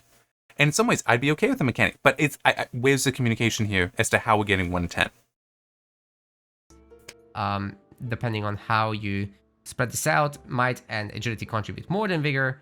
But what this does is strike damage and pierce damage gets increased by fitness, and then resolve. But they might and agility contribute more than vigor. Fine. How much more?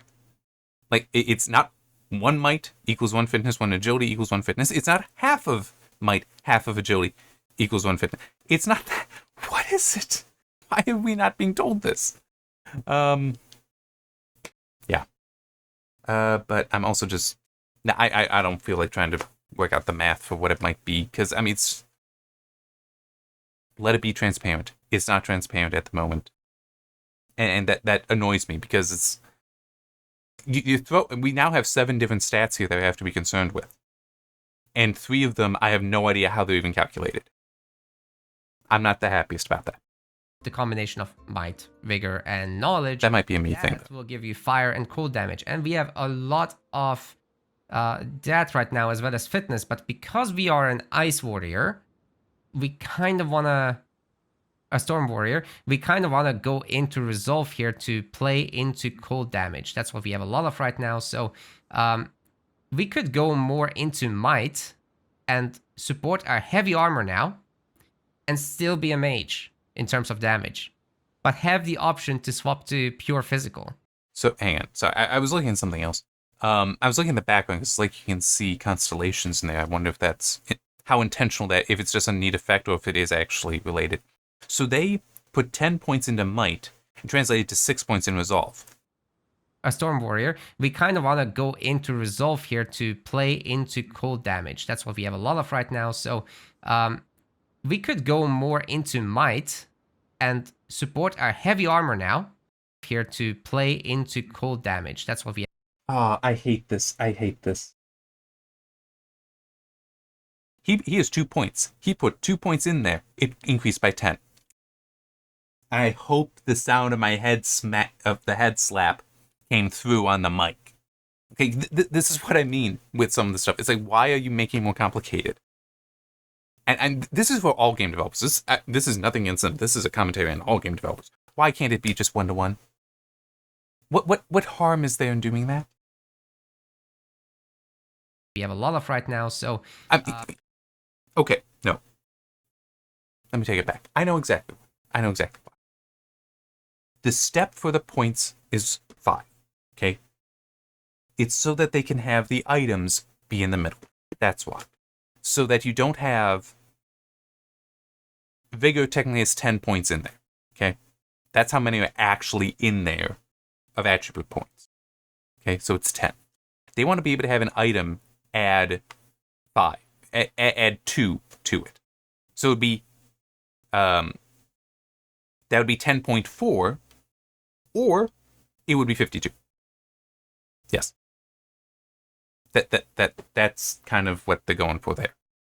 I understand that. It still is one of those things, I'm okay with lower numbers, if it makes sense. Or even make it 10 attribute points here, but then to get to mix, I mean, I understand it. It is a complexity, and I'm not necessarily a fan of complexities like that. But at least I do understand it. So I have to fully admit that my criticism I just gave is not fully appropriate. Well, no. Fitness, resolve, and cunning are still, what the hell's going on with that? But yeah, there is that reason so that the gear can be more nuanced in there. That's why. We could go more into might and support our heavy armor now and still be a mage in terms of damage. So, hey, I'm just... go more into might and support our... So I just want to...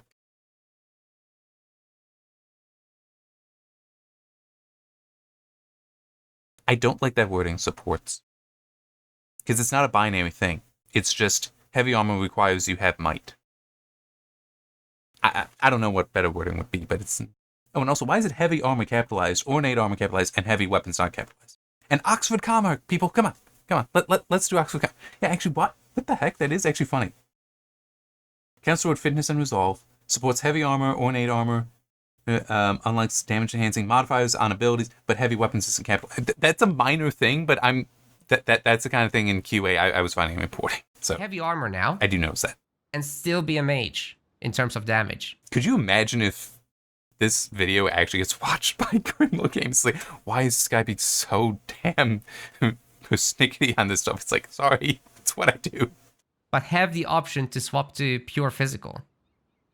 Flexibility, choice. That's... Hang on, I just... Still be a mage in terms of what we have. Because we are combination out. I just want to... MI allow system. So our attributes in the heavy weapon, other ability, we have a kind of other heavy choice and still be a mage in terms of damage, but have the option to swap to pure physical.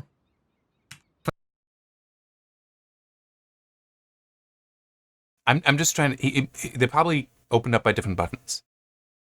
I'm just wondering how he got... Sorry, it was just a weird thing going from that screen to this screen and then choice, here. Choice. That's Place the screen. motto So here. it's. But it is also one thing I want to add. In Titan Quest 1, strength, intelligence, dexterity, also health and mana, and no, offensive and defensive ability, I think those were only generated. You didn't put points in those. Those are in your inventory screen. All right, so the view that they have here where it's the character model standing there and then the armor, that's just a little bit smaller and to the side, and you've got your stats there and you can hit plus to add to them. So it's all integrated in there. We don't have this fancy stuff.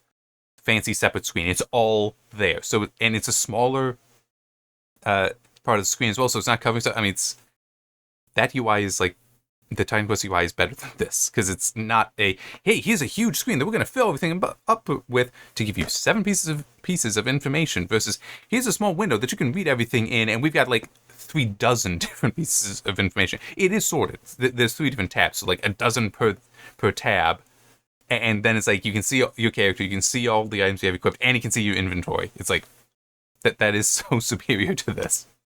So if at some point we find a cool melee weapon, for example, we could switch out that staff, just for a melee weapon, and that would just work just like the staff in the build, right? Mm-hmm. We will at some point definitely swap for something. We do want to show off the stuff after all. The teleporters, it will come in very useful momentarily. Unfortunately, we have some issues with the ranged mechanics still. As you saw, some projectiles were missing. So what I'll do is, at the first opportunity, we will be swapping to something with melee. Maybe we get to show dual wield as the enemies drop stuff. But yeah, it's not always bright and pretty in Greece over here. We've got...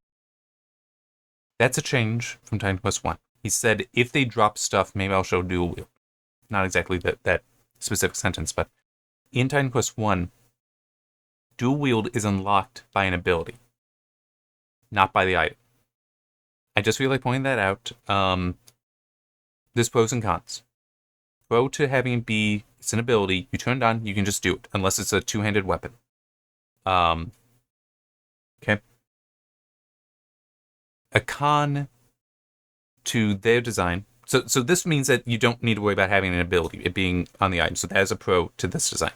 But a con could be then you need to, like, if you want to have 2 swords, you need to find an offhand sword, which might be harder to do. Whereas in Titan Quest 1, you just haven't built, it doesn't matter. You got 2 swords, you can use 2 swords. So it's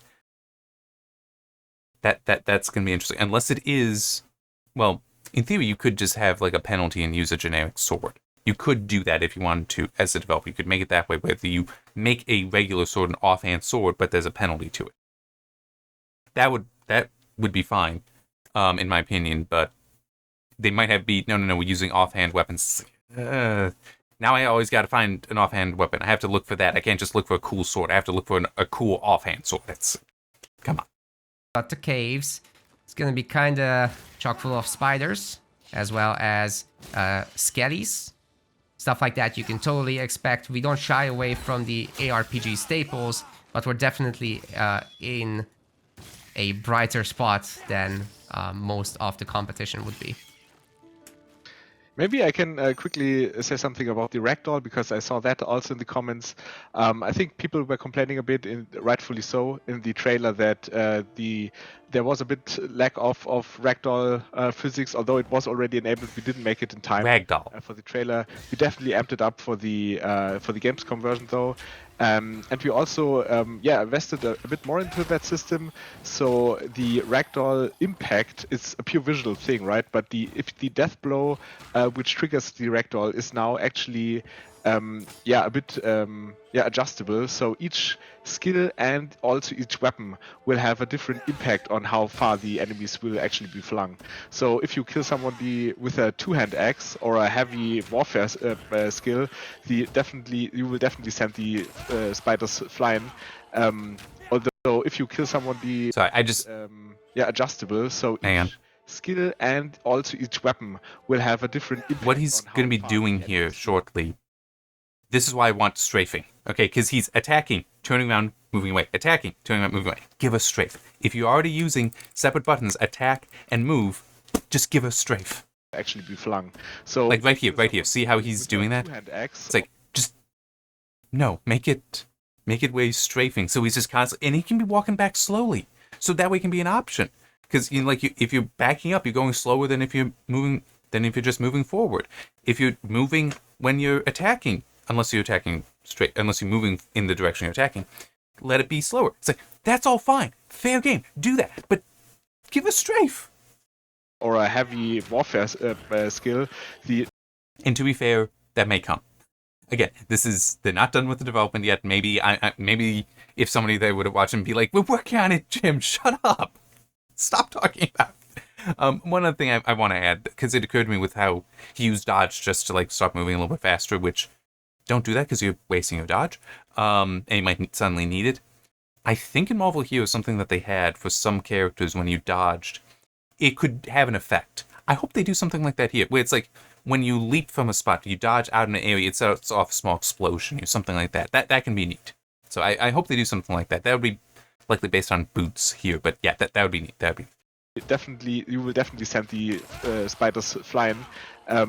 Although, just a death blow with a dagger, for example, will not have the same impact. That's right. So we've got these exploding spiders, which you would have to basically avoid. That would be another reason to have strafe, by the way. Because if they're exploding, that way you can be in there, do that, turn to start attacking another one, and you're already moving away from the previous one that's about to explode. So there are reasons to have strafe. A lot more interesting when they're combined with others. Obviously, one-on-one, not a huge threat.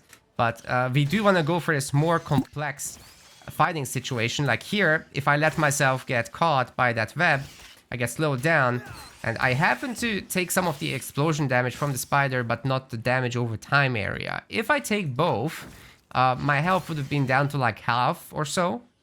If there's multiple of those exploding spiders, I'd probably be dead. I'm sorry, spiders are in the first game, they also can web you. Not like that. That was where they like grab onto you and are slowing you down as you keep moving, but it's like latched on. No, they just throw webs down on the ground and walking through them slows you. So I'm just, that's already, it's done differently, but it's already in the first game. So it's just a little weird how he's like, yeah, we are doing this, and like, this is novel. It's like, no, we've already seen this, at least in the originals.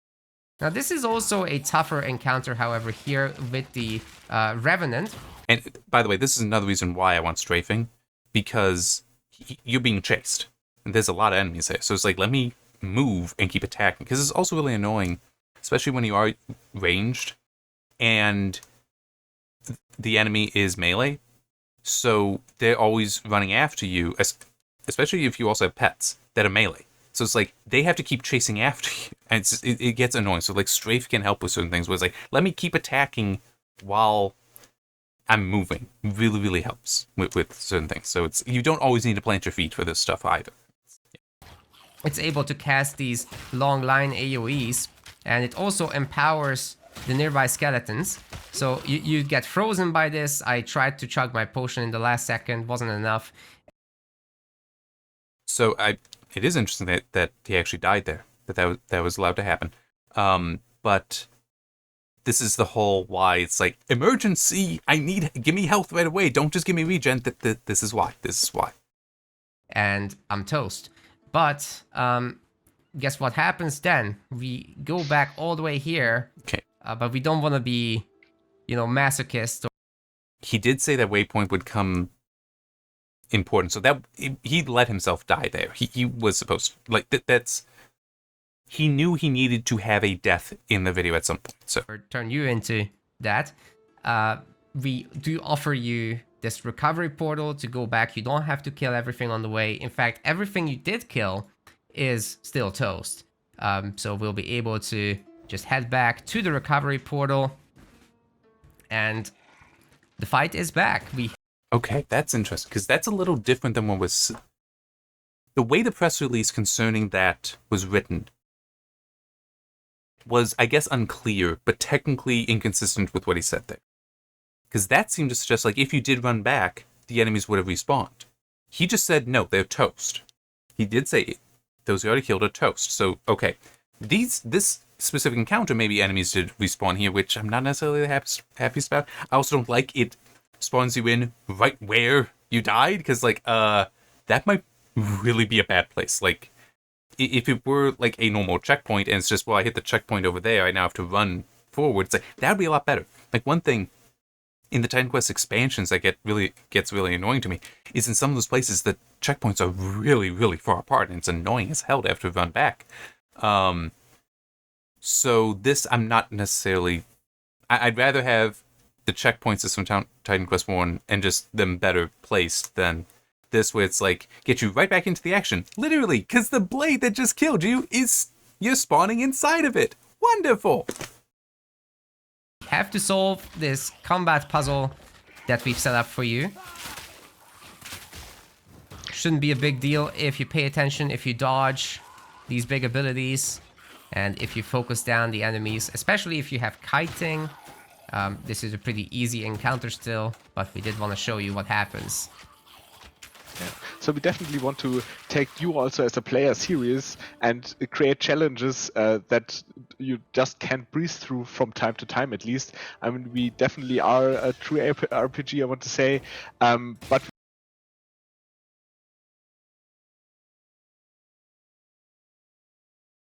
Sorry, it's just I'm starting to get hungry. It's getting close to lunchtime, and I'm coming up in 2 hours. I also want to have you fun right from the get-go and not only after the first playthrough, right?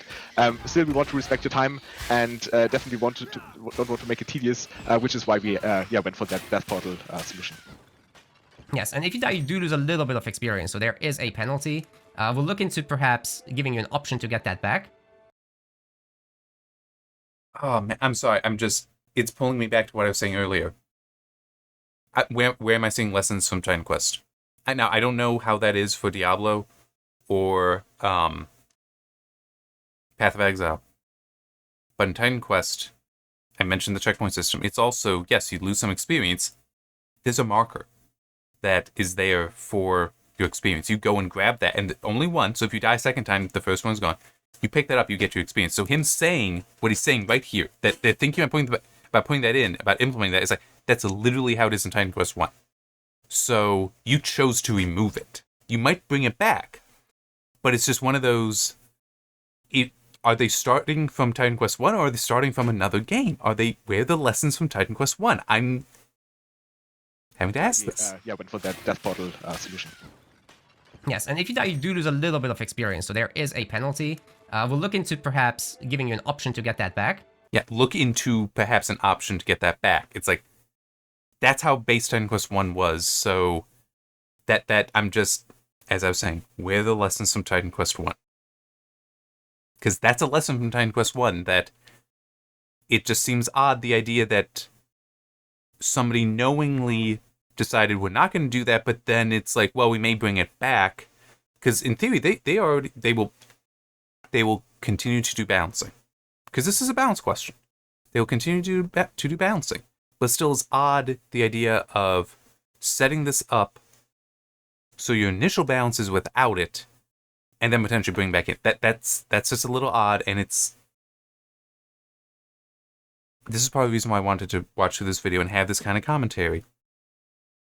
I don't know how much this is a Titan Quest 2 game versus a different a sequel to a different ARPG, a successor to a different ARPG that just happens to be in the Titan Quest universe. Like it was in Titan Quest 1 with the Greystones. Okay, so he does at least mention that, so that's good. That is something we're looking into still. Probably. It's just, I don't know why that would be a decision you're making later if you're expecting to change it. I would think start from Titan Quest 1, improve on that, not we're going to remove stuff from Titan Quest 1, and then maybe we'll bring it back. It's like, yeah. Probably sometime during the early access we'll have our answer regarding that. Anyway, I leveled up again. What do we do next, Flo?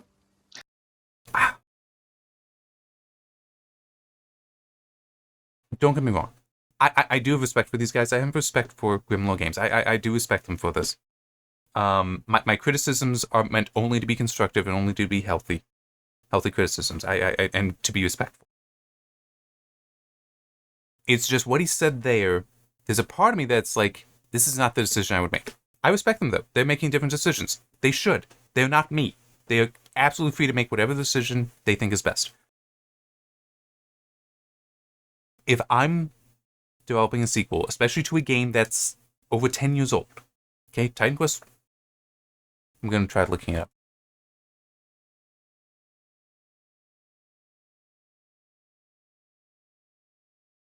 Titan Quest 1 released in 2006. So we're actually approaching 20 years old. The anniversary edition in 2016. So 10 years old on that, and that's basically the version you get now. The early access for this game, you need to be targeting those players. Okay? We're getting a sequel almost 20 years. Like, if this comes out next year, the early access is coming out the end of this year or the beginning of next year, as I recall. I think I had seen it stated winter 24-25. Early access. So the early access is potentially going to be 19 years after the original game. Okay? Or 9 years after the anniversary edition. Why are they making a sequel? Because it's that popular. Because, they did the anniversary edition because the original was that popular. I'm sorry, to me, it's like, that early access, who are we appealing to? We're appealing to the people still playing it. We need to have this be a successor from that. We can have lessons from Diablo, we can have lessons from Path of Exile, we can have lessons from Torchlight. It needs to be obvious this is Titan Quest 2. So, I'm just... This is just, to me, a little bit of a red flag. Because I want Titan Quest 2. I want Titan Quest 2. I don't want Diablo 5 in Titan Quest 2. In Titan Quest. I don't want Path of Exile in Titan Quest. I want Titan Quest 2. That's my view. And it is just, if I'm seeing too much, especially when to be fair though, depending on the price, I'll just buy this in early access. It's just a question of how much will I play it. Okay, that's legitimately what this will boil down to. Because I enjoy Titan Quest 1 and I want to see a sequel. But I don't like the idea of my potentially doing that and then leaving feedback of, I want this to be Titan Quest 2. I don't want to have that be the feedback. Because like I said earlier, if I want to play Diablo, I'll play Diablo. If I want to play Path of Exile, I'll play Path of Exile. If I want to play Torchlight, I'll play Torchlight. If I want to play Titan Quest, I want to play Titan Quest.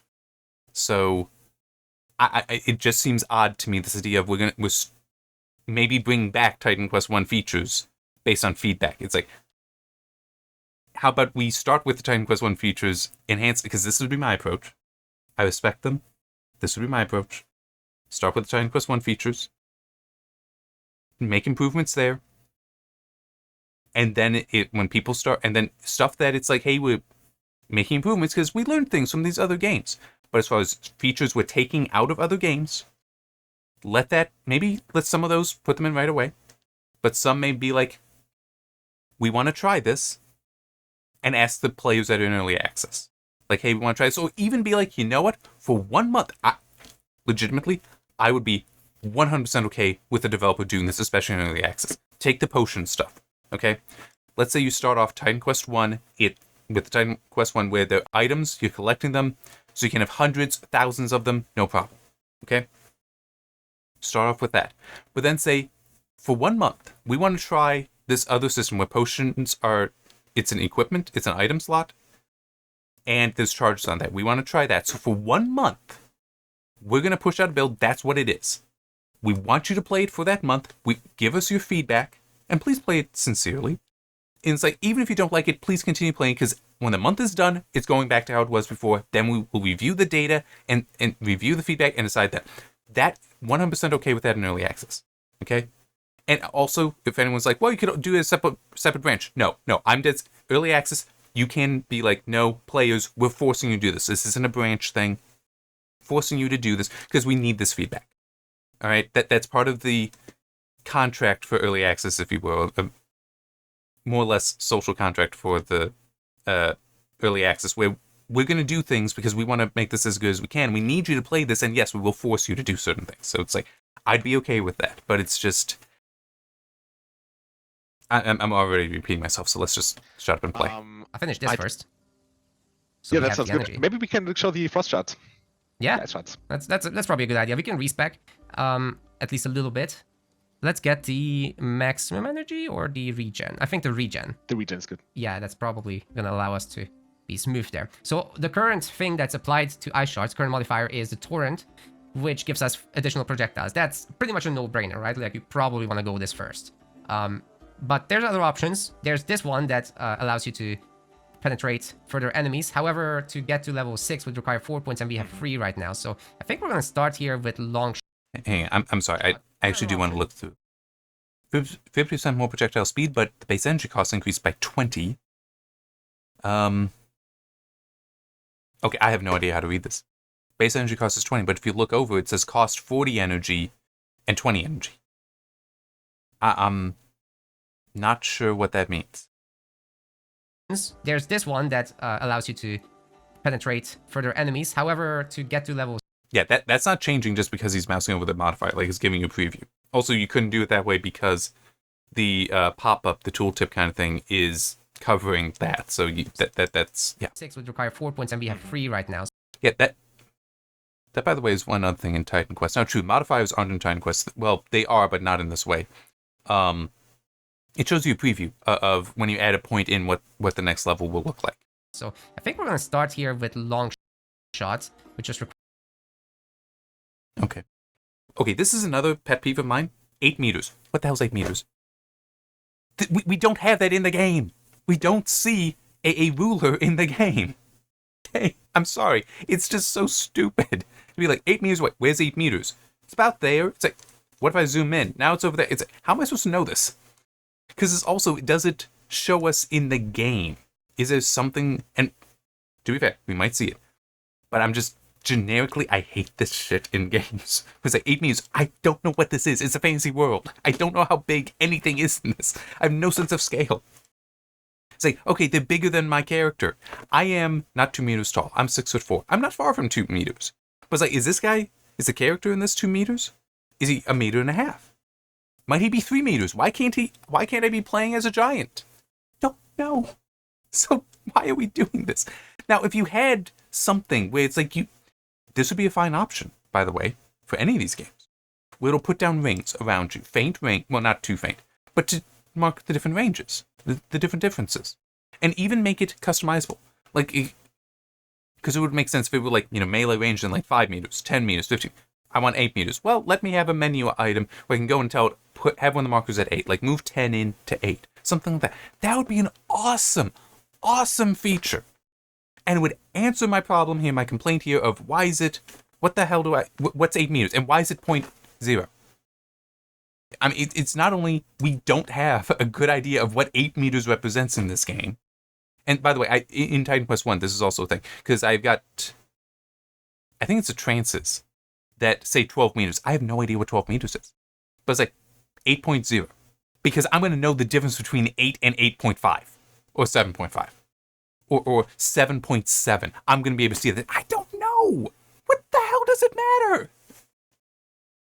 I mean, you could even just say at maximum damage at medium distance. So it's just everything medium distance or long distance, extreme long distance, something like that. And then it's just, you have the option to show those rings and it's like medium distance, long distance, extra long distance. That would work. This is like, it is just so meaningless. It so annoys me in so many games, and I just have to rant on it. Requires 1, and we'll just spend these points and wait for the 6th one, and then we'll swap them out later at the next level up. Yeah, so you can already also see. I'm laughing at myself because of the rant, and it is, like I said, I do respect them. It's just, I gotta rant on that thing because it's just so annoying.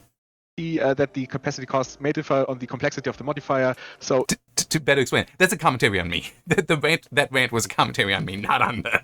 I'd love to see them make those changes, but that's a commentary on me, and this that kind of thing annoying me. But it's not always a given that you can slot every modifier that you want. There will definitely super expensive ones, which really will make you have to think about what modifiers you actually slot in. Okay, I'm guessing that's a checkpoint. A little bit better if I shoot from a longer range.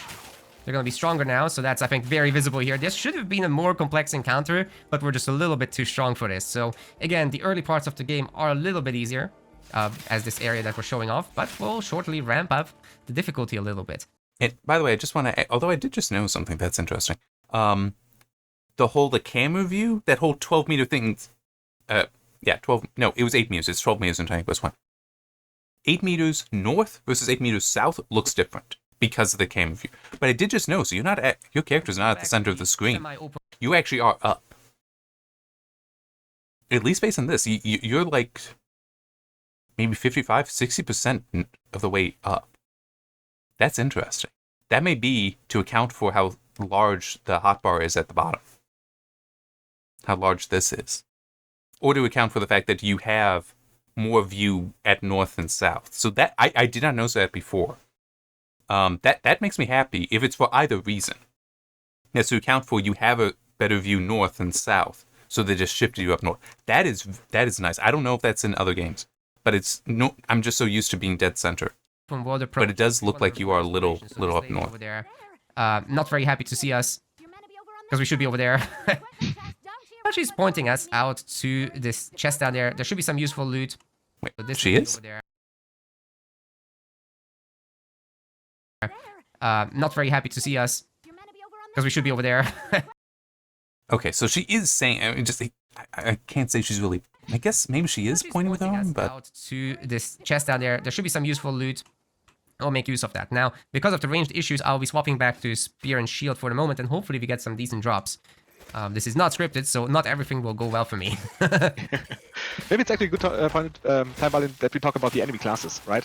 We have this faction system, and you have seen plenty of the Ictins by now. But here we also start to introduce more classes to make the combat encounters a bit more complex and more interesting. So what you have to think of factions is like a toolbox for our game designers to play with to create these encounters. So we have guards that tank damage and try to keep you away from the casters themselves that either deal high damage or assist. Also we have the crowd and enemies like the troopers here and the brute that you can see here in the middle with a big club where you definitely want to stay away from. What he's talking about with this more intelligent AI, I like that. That is, different classes of enemies will position themselves based on what their role is. I do like that. Role-based AI, essentially. I like that. Yeah. You can see he really can dish out damage. And if you, like, again, by himself, he might not be the biggest threat, but imagine you were stunned by one of the guards who have a shield and are surrounded maybe by a few others, then this really becomes an issue. That's absolutely right. And, you know, we've seen earlier the man catcher, the guy with the giant halberd, as well as his net that he can throw. So he can net you. And then the brute comes in, he slams on the ground. It's also a very powerful ability that you have to be wary of. And, you know, we just really want to demand a little bit of attention, a little bit of creativity to solve these combat encounters. But again, early on, we're still simple. Later on, we will start mixing these more advanced creatures together. And actually, we'll get to show that later in the demo as well here. So I've got is this a dagger? That means we can have two. But I need to click on the shield to remove that. We have inventory sorting, of course, by the way. And we have a ton of stats. Okay, so this is not as fancy, but all this information is in the Titan Quest character and inventory UI. Like, you don't need to hit a button. It's always there. And you've got basic advancements. Yeah, but it's much more compact. And it's all there, and this whole thing right here is smaller. It's not covering up half of your hotbar.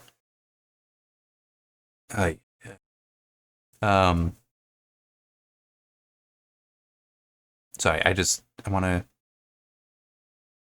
I'm very glad that it did actually stop on this. So it doesn't say anything here.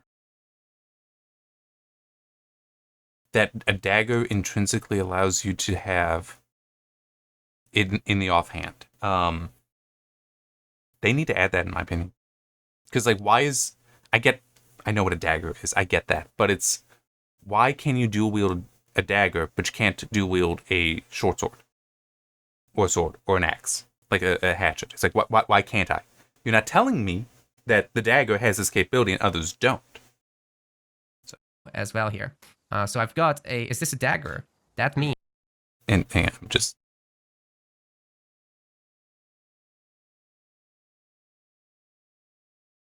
Yeah, and there's nothing on this dagger either. Because he's going to equip... He's already got one dagger, so it's not like you can dual wield because you have another dagger. It's not telling you that, so it's... Yeah.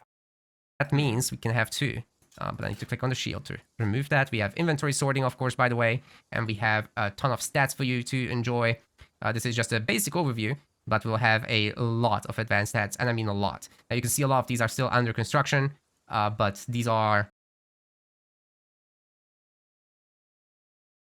Thermic damage? No, that's right. It's referring to magic damage. I can't remember what the root is there. But one thing I also want to add with the inventory, in Titan Quest, it's all squares like this, but you can actually see the squares. So this, not being able to see that, would be nice if you could. If you could see the single units in there. I mean, at the base level all the stats that we'll provide for you, and we'll try to make sure that's also, holy crap, they have a lot. Because, I mean, some of this is still in Titan Quest 1, but you mouse over it to give you the fuller information. So, a lot of advanced stats, and I mean a lot. So it would be like the strike armor would just say 84. Or even it would say physical armor 168, and you would just mouse over that to then tell you strike armor and pierce armor and how that breaks down, instead of it just being all here. So just to help clarify a little bit how I'm comparing this to Titan Quest 1. It's like Titan Quest 1 can still have a lot of this information, but it does compact it with things like that, where you have to interact to get something. Interaction being just a mouse over. Lot. Now you can see a lot of these are still under construction, but these are at the base level all the stats that we'll provide for you, and we'll try to make sure that they're very clear. We're still working on the tooltips for them, but we'll make sure that it's easy to understand. Now, why did I go double daggers? So the reason it's interesting is because they have a lot of single target damage. So if I come across some tough enemies, I'll be able to just shank them and they'll very quickly disappear. But these basic weapons, these smaller weapons, they don't have a big area of effect. All the weapons have an area of effect in Titan Quest 2, but their shape and size differs. So it's a tiny cone with these. But you get this crazy attack speed, especially once your rage goes up with our current setup. Nemesis. This sorry. The god Glaukos has a temple near here. I do that so much in the game. Maybe find Just later. stop talking. Back to action. The Raging Bull, who makes a reappearance. I read it somewhere in the community that they were afraid that we have this pre-placed loot everywhere. This is definitely not the case. It's just, as some were already mentioning, a setup for the demo build, so we can actually reward the players of the demo. Yeah, it's definitely not the case in the real game. So the demo, yes, we did want to show that one item, but otherwise everything is randomized. So you still have to... And my point with they might be using dev commands at some points, and so it's that they're trying to show specific things. So I'm just... farm long term.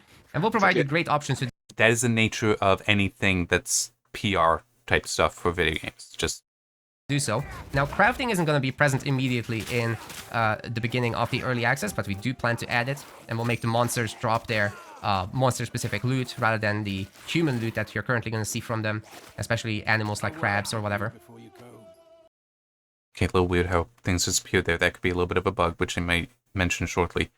But I just, because I mentioned earlier about in Titan Quest 1, you see enemies, they're actually wearing the gear that they drop, they're using the weapons that they drop.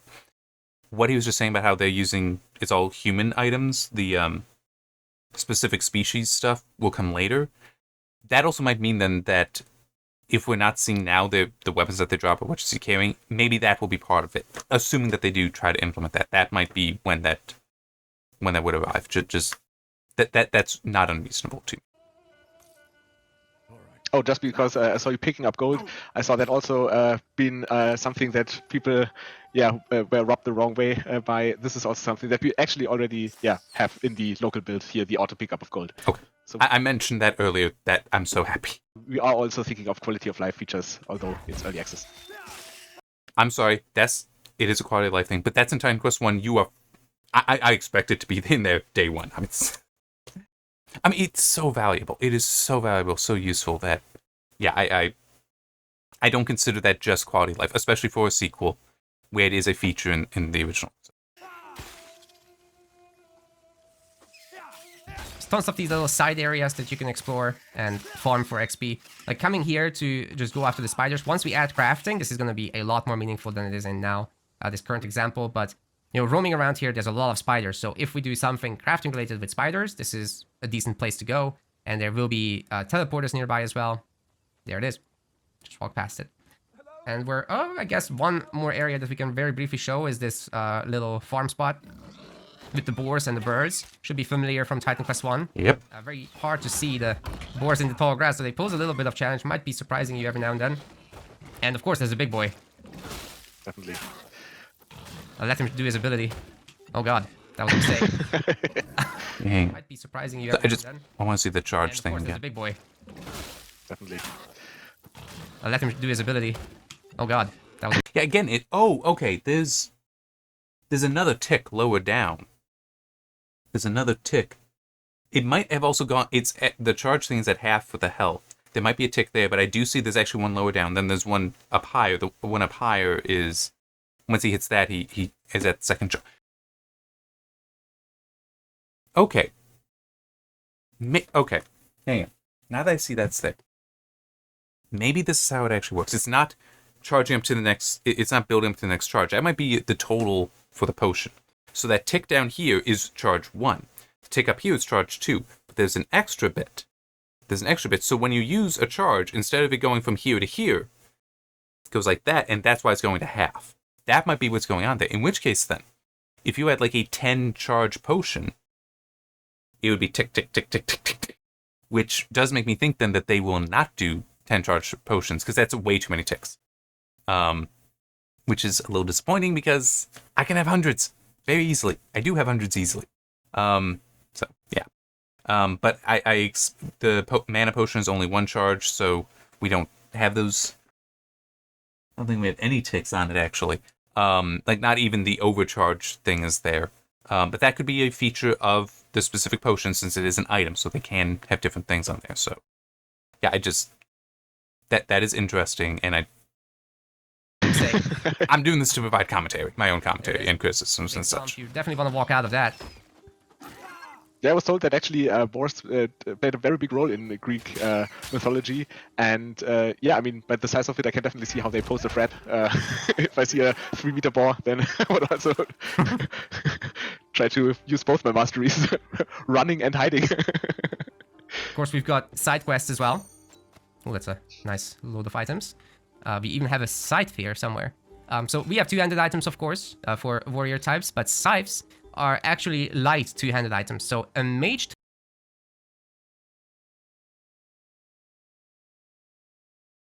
So this is, because you talked about two-handed axe earlier, this is a light version. Okay. And that makes sense. A scythe can be light. Type could technically wear this if it was the right type. Now, this is not really lending itself to a mage, but if it had, let's say, a fire version of that or a cold version of that, that could totally happen. We'd also be making sure to cover it on the item, such as with this one, where, you know, the fire staff is on fire. Well, we have that for the physical weapons as well. I think one thing I quickly want to note here is we also have. I just realized something. This, I'm pretty sure they did say it is coming, but it's not in here. You don't have the ability to swap weapons. Swap loadouts.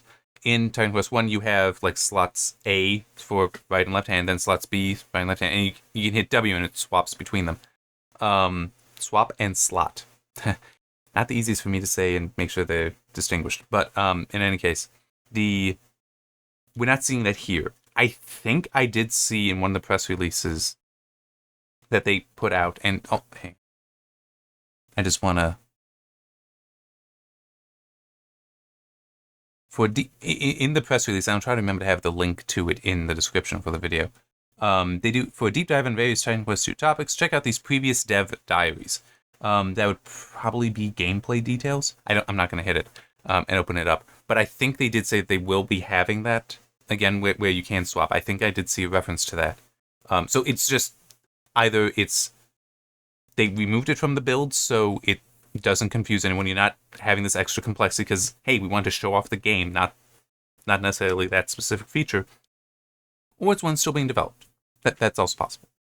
Have like these damage conversions, obviously, and we also reflect that on the projectiles and the weapons. So it's not only like if you have like this one skill that kind of converts your damage into frost damage, then you will also be shooting frost projectiles and not only fire projectiles that deal frost damage technically. So we really want to show as much of the gameplay systems on the player facing side. Okay, so this is interesting. They had to reload when entering.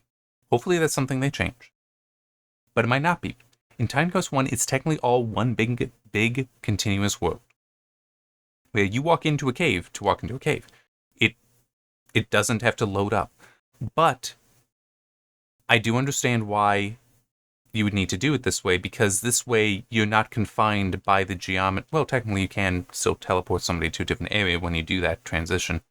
So that, you know, like if you're in a mountain, you can't have a cave larger than a mountain in a mountain. But with teleporting, you can get away with some stuff there. But even just walking through, you could cheat it. So that it's you don't have to worry about somehow like the cave clipping out into the overworld. So yeah, that could definitely change though, because it's early in development. But yes, those kinds of feel like quests are not commenting. typically going to be common, by the way. So we know like a sword on fire obviously is a little special, but And it's not going to be unique. And I want to make sure this is a transformative video as well. So please don't take it down. Unlike that one, there's a Okay, that's even what they were just talking about, an item that apparently was placed in the demo for people to get because they wanted to show that off. So now they finally got it. we place this here on purpose with a very high chance to That's why the guy was. just so that we can show it off. And I'm just gonna make sure I don't have any extra points to spend, but I don't right now, so that's great. I just want to read this myself. Oh, 4 health regen. I like health regen. That actually should be plus. Because at least in Titan Quest 1, you can actually have items with negative health regen. You can. So, that's all I got. One thing though, this is just a 200 axe. The scythe is a light 200 axe. So is this a medium or is this a heavy? I kind of like when it's something like that to say medium 200 axe. So there is, there's also heavy that's different and light is different. As opposed to just being light and heavy have the marker. That's just a me thing though. What the Raging Blow does is it makes your rage stacks essentially better, giving you more weapon damage for them. So with epic and legendary items, we'll be handcrafting the precise effects that the weapon will wield. It's not really randomized at this point, but depending on where you find them, they will have a different level to them, which is true of every item, by the way. But oh, and also, sorry, I just realized I was wrong. When I was saying earlier that fit, and I thought might was MIT. No, it's MIG. But it still is. Yeah, I'm not the biggest fan of changing the names. Sorry. But I am also sorry that I misread it earlier. I thought that it was. Because MIG, I get, it's supposed to be letters, but MIT can also be read as might. also for That's why it unique was in my mind. that we handcraft rather than the random affixes that you get from the other stuff. So, why is that important? It's important because you will want to... Also, I want to add something else that they're doing differently here. And this actually is one of those UI things that, yes, I would speak up about. If I work there. I'm pretty sure that's okay. Maybe I have to pull it out and check. I'm pretty sure that in Titan Quest 1, if it takes like strength and intelligence, those are separate lines. What we've seen here is it's actually left to right. Reads out that way, which I don't like. Because like one thing, they will actually, and true, they can do it here by changing the color, but it's like the whole line will be red if you don't pass it. So if you could have enough strength but not enough intelligence, so intelligence is red. The whole line. So get loot that is close to your level. Basically, ensure that you get to grow like that as a character. That but you progress. It is also, they are not as compact in their UI design as the original game, which I've already made comments on that in one way or another. So it's, yeah. And it will give you ways to change the difficulty of the world as well through rituals. You'll either be able to just increase them flat out in the entire world, or you'll be able to raise the minimum to your own level as well, which is going to be great to go back to older areas to farm there, find items that are specific to the Ichthyians, but eventually you'll be getting out of the area where the Ichthyians are. So one day you'll not have access to the Ichthyian stuff, and that's why the big encounters are hard. Okay, so I just want to be getting out of the point area something where that the happened here. Ichthyians are. So one day you'll not have access to the Ichthyian Knows how he lost a lot of health, so he's using his health potion. stuff, and that's why the big encounters are hard. But then, because of this one attack, hitting so many enemies, it fully recharged. Like, it hit charge 2 and the overcharge limit. I just want to point out that's... I still don't like how they're doing the health potions, but I do at least appreciate that it is this effective to get that health to recharge there. I do appreciate that it is on damage, not on kill. Hard. Yes, so all these tougher, higher tier enemies working together using their abilities is definitely commanding some attention. And I'm talking at the same time now. Not the easiest thing. Maybe I can do some talking then. Yes. So as Baldur mentioned, this is actually a side quest here. So the guy outside of the cave was crying for help because his sister was kidnapped by Ictians, and yeah, they are held in this cave. This is all content that could have been missed if you don't pay attention to the world. I mean, So I just want to point out the mini map. That looks like you're still in the overworld. The coloring.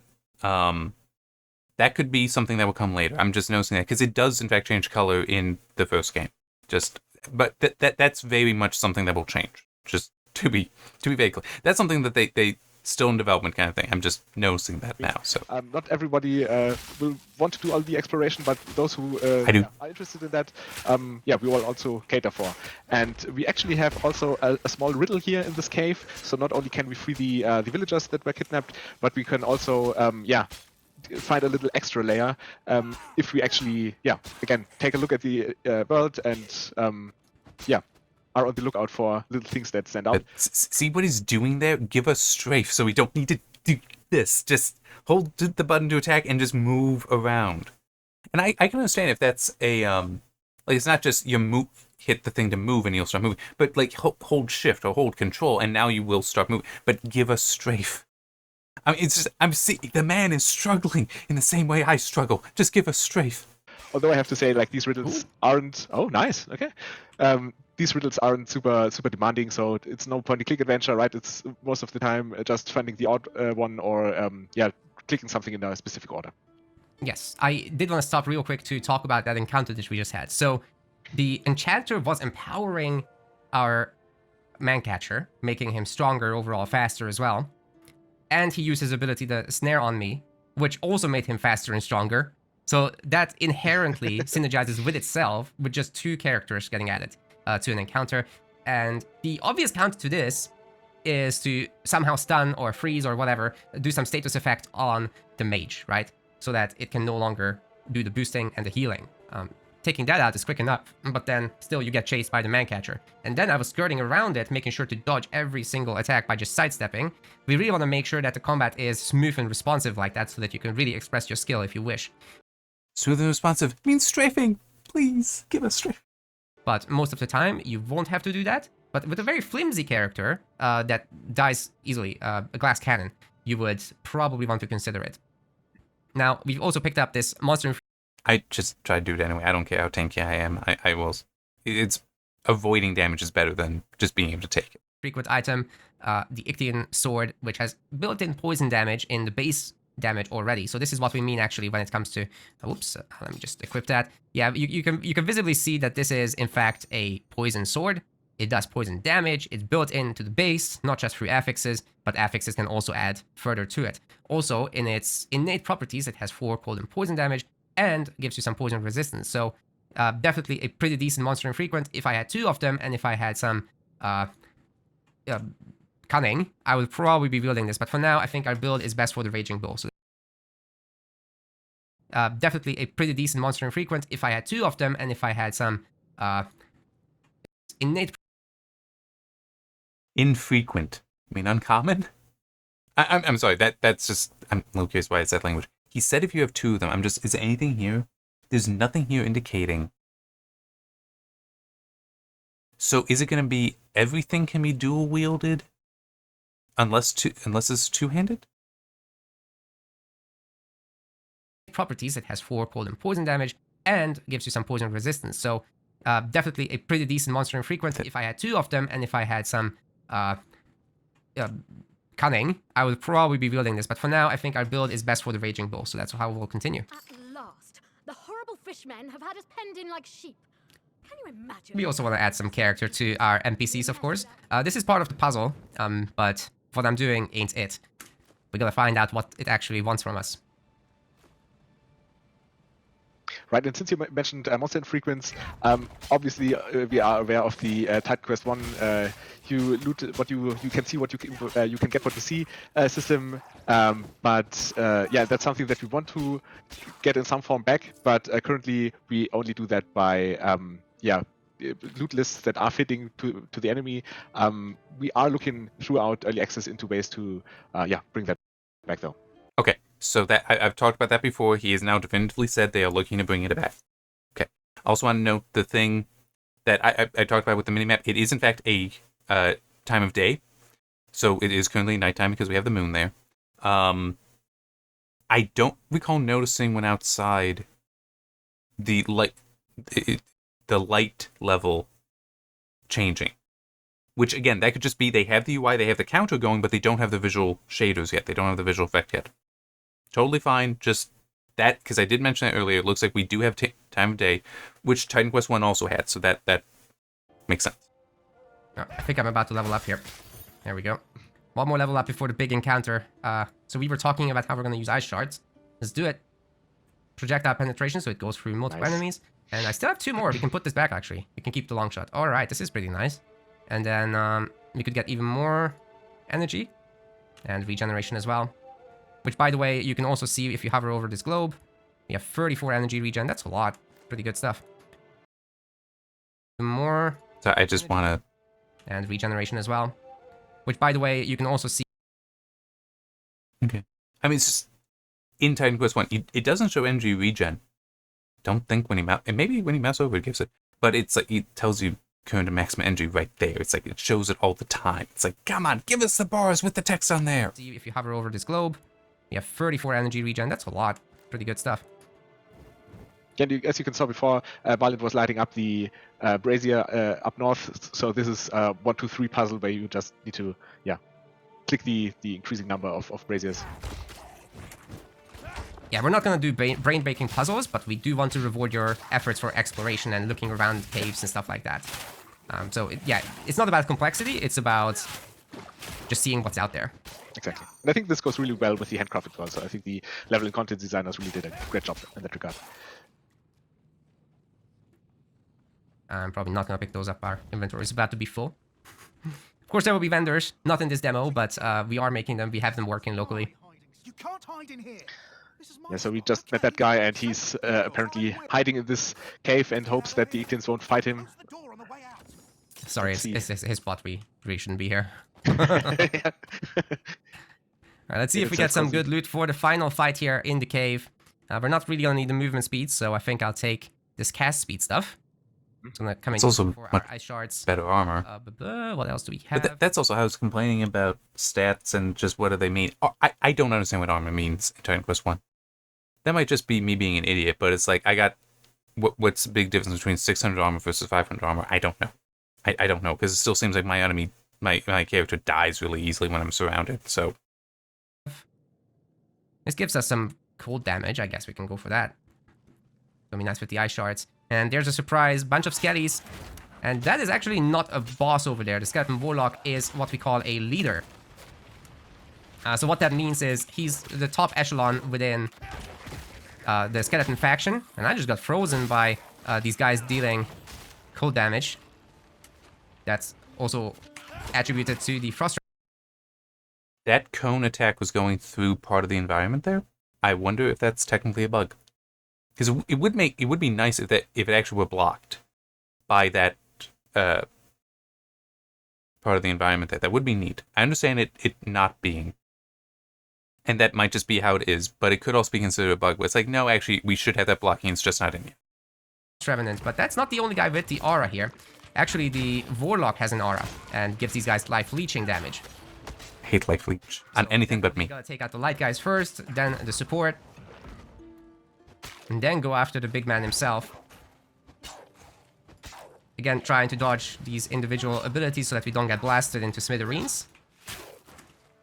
Might be easier to do with our ranged attacks. But see how strafe would be so helpful there? That's why I didn't really use that here.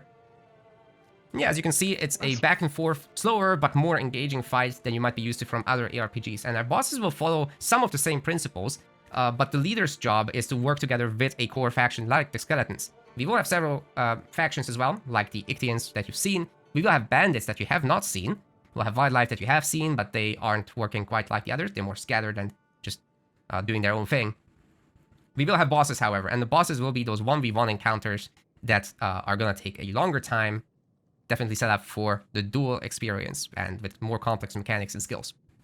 Yeah, and for the initial early access, we planned with 3 bosses, and I definitely wanted to clear something up. When we are talking about the initial early access, then this is the first launch version that we will bring out in winter. This we will follow up this with updates that also extend the content. So when we are saying we're planning with around about 12 hours for a completionist playthrough, means the 12 hours for the initial release. This will be extended by the follow-up updates, which will bring new chapters, new masteries, more content, more weapons, more loot, more of everything. That's right, and that's all included in your purchase. So there's plenty to still create. We are actually planning and building those new chapters as we speak. And there will be more enemies, there will be more loot, there will be more masteries as well. At least 3 masteries in this very initial drop, and then we'll do even more. And I just want to, he did state winter, and that's what I remembered, so it's just, I want to emphasize that again, that winter is when, and I'm even though I'm not necessarily the most pleased, because as I was saying before, this doesn't feel like Titan Quest 2. It looks like Titan Quest 2, but it does, well, some of it. The character looks it, the world looks it, the UI not so much. It's still very possible I will purchase it because I so enjoyed Titan Quest 1. I'd like to, even if it's not what I want, if it's not a bad game, I might still be like, yeah, I don't mind throwing money at them because I want to see Titan Quest continue. That's a me thing. So. And expand on what is there. Just for anyone else that also enjoys Titan Quest, it's like, nope, if it's not Titan Quest 2, I'm not interested. Good for you. Good for you. Please, then, if that's how you want to do it, that's how you want to do it. That's how. But me, I'm willing to. I could be willing to spend the money, even if it's like it's not quite what I want, but I want to see Titan Quest continue. I'm comfortable with that. I want to say that we have a great start, a good, especially toolbox. Like, it's always hard in game development to get all the systems in place so you can actually start building the world, because that needs a lot of fine tuning. And the systems need to work together and everything. And I think we are in a very good state regarding that.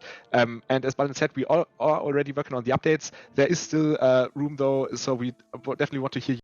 Okay, so now we do see time of day being night here, but that was at a transition. I don't remember dimming earlier. But it might just be not finished. So just your feedback, and as you may have noticed, we definitely follow the discussion. Definitely are talking about the feedback we are reading and bring that to the team as well. So I think this is really what we would love to get from the early access as well, to hear your opinion, and so you are also able to shape the development to some degree. And one other thing I want to add concerning the time of day thing. I'm glad it's back. I would also love it if there were an option, because in Titan Quest 1, it has no impact on gameplay. It's just a visual thing. If there were an option to just disable it, so it's like always midday, I'd love that. In Titan Quest 1, and unless they are going to have some enemies at night are amplified or something, if you want to do that, fine, then don't give me that option. But otherwise, if I can have the option of just it's always day, I like that. And you can even say it's an accessibility option because it's dim, it's dark. I can't see. Give me sunlight. Indeed, and look, it's night. We have a day-night system. Right. Awesome. So with that, I guess we've told you everything we have to say for now. But there will be more, so stay tuned. There will be blog posts and all that kind of stuff. So we'll wish you a good night with that. Awesome. Take care. Bye bye. Bye bye.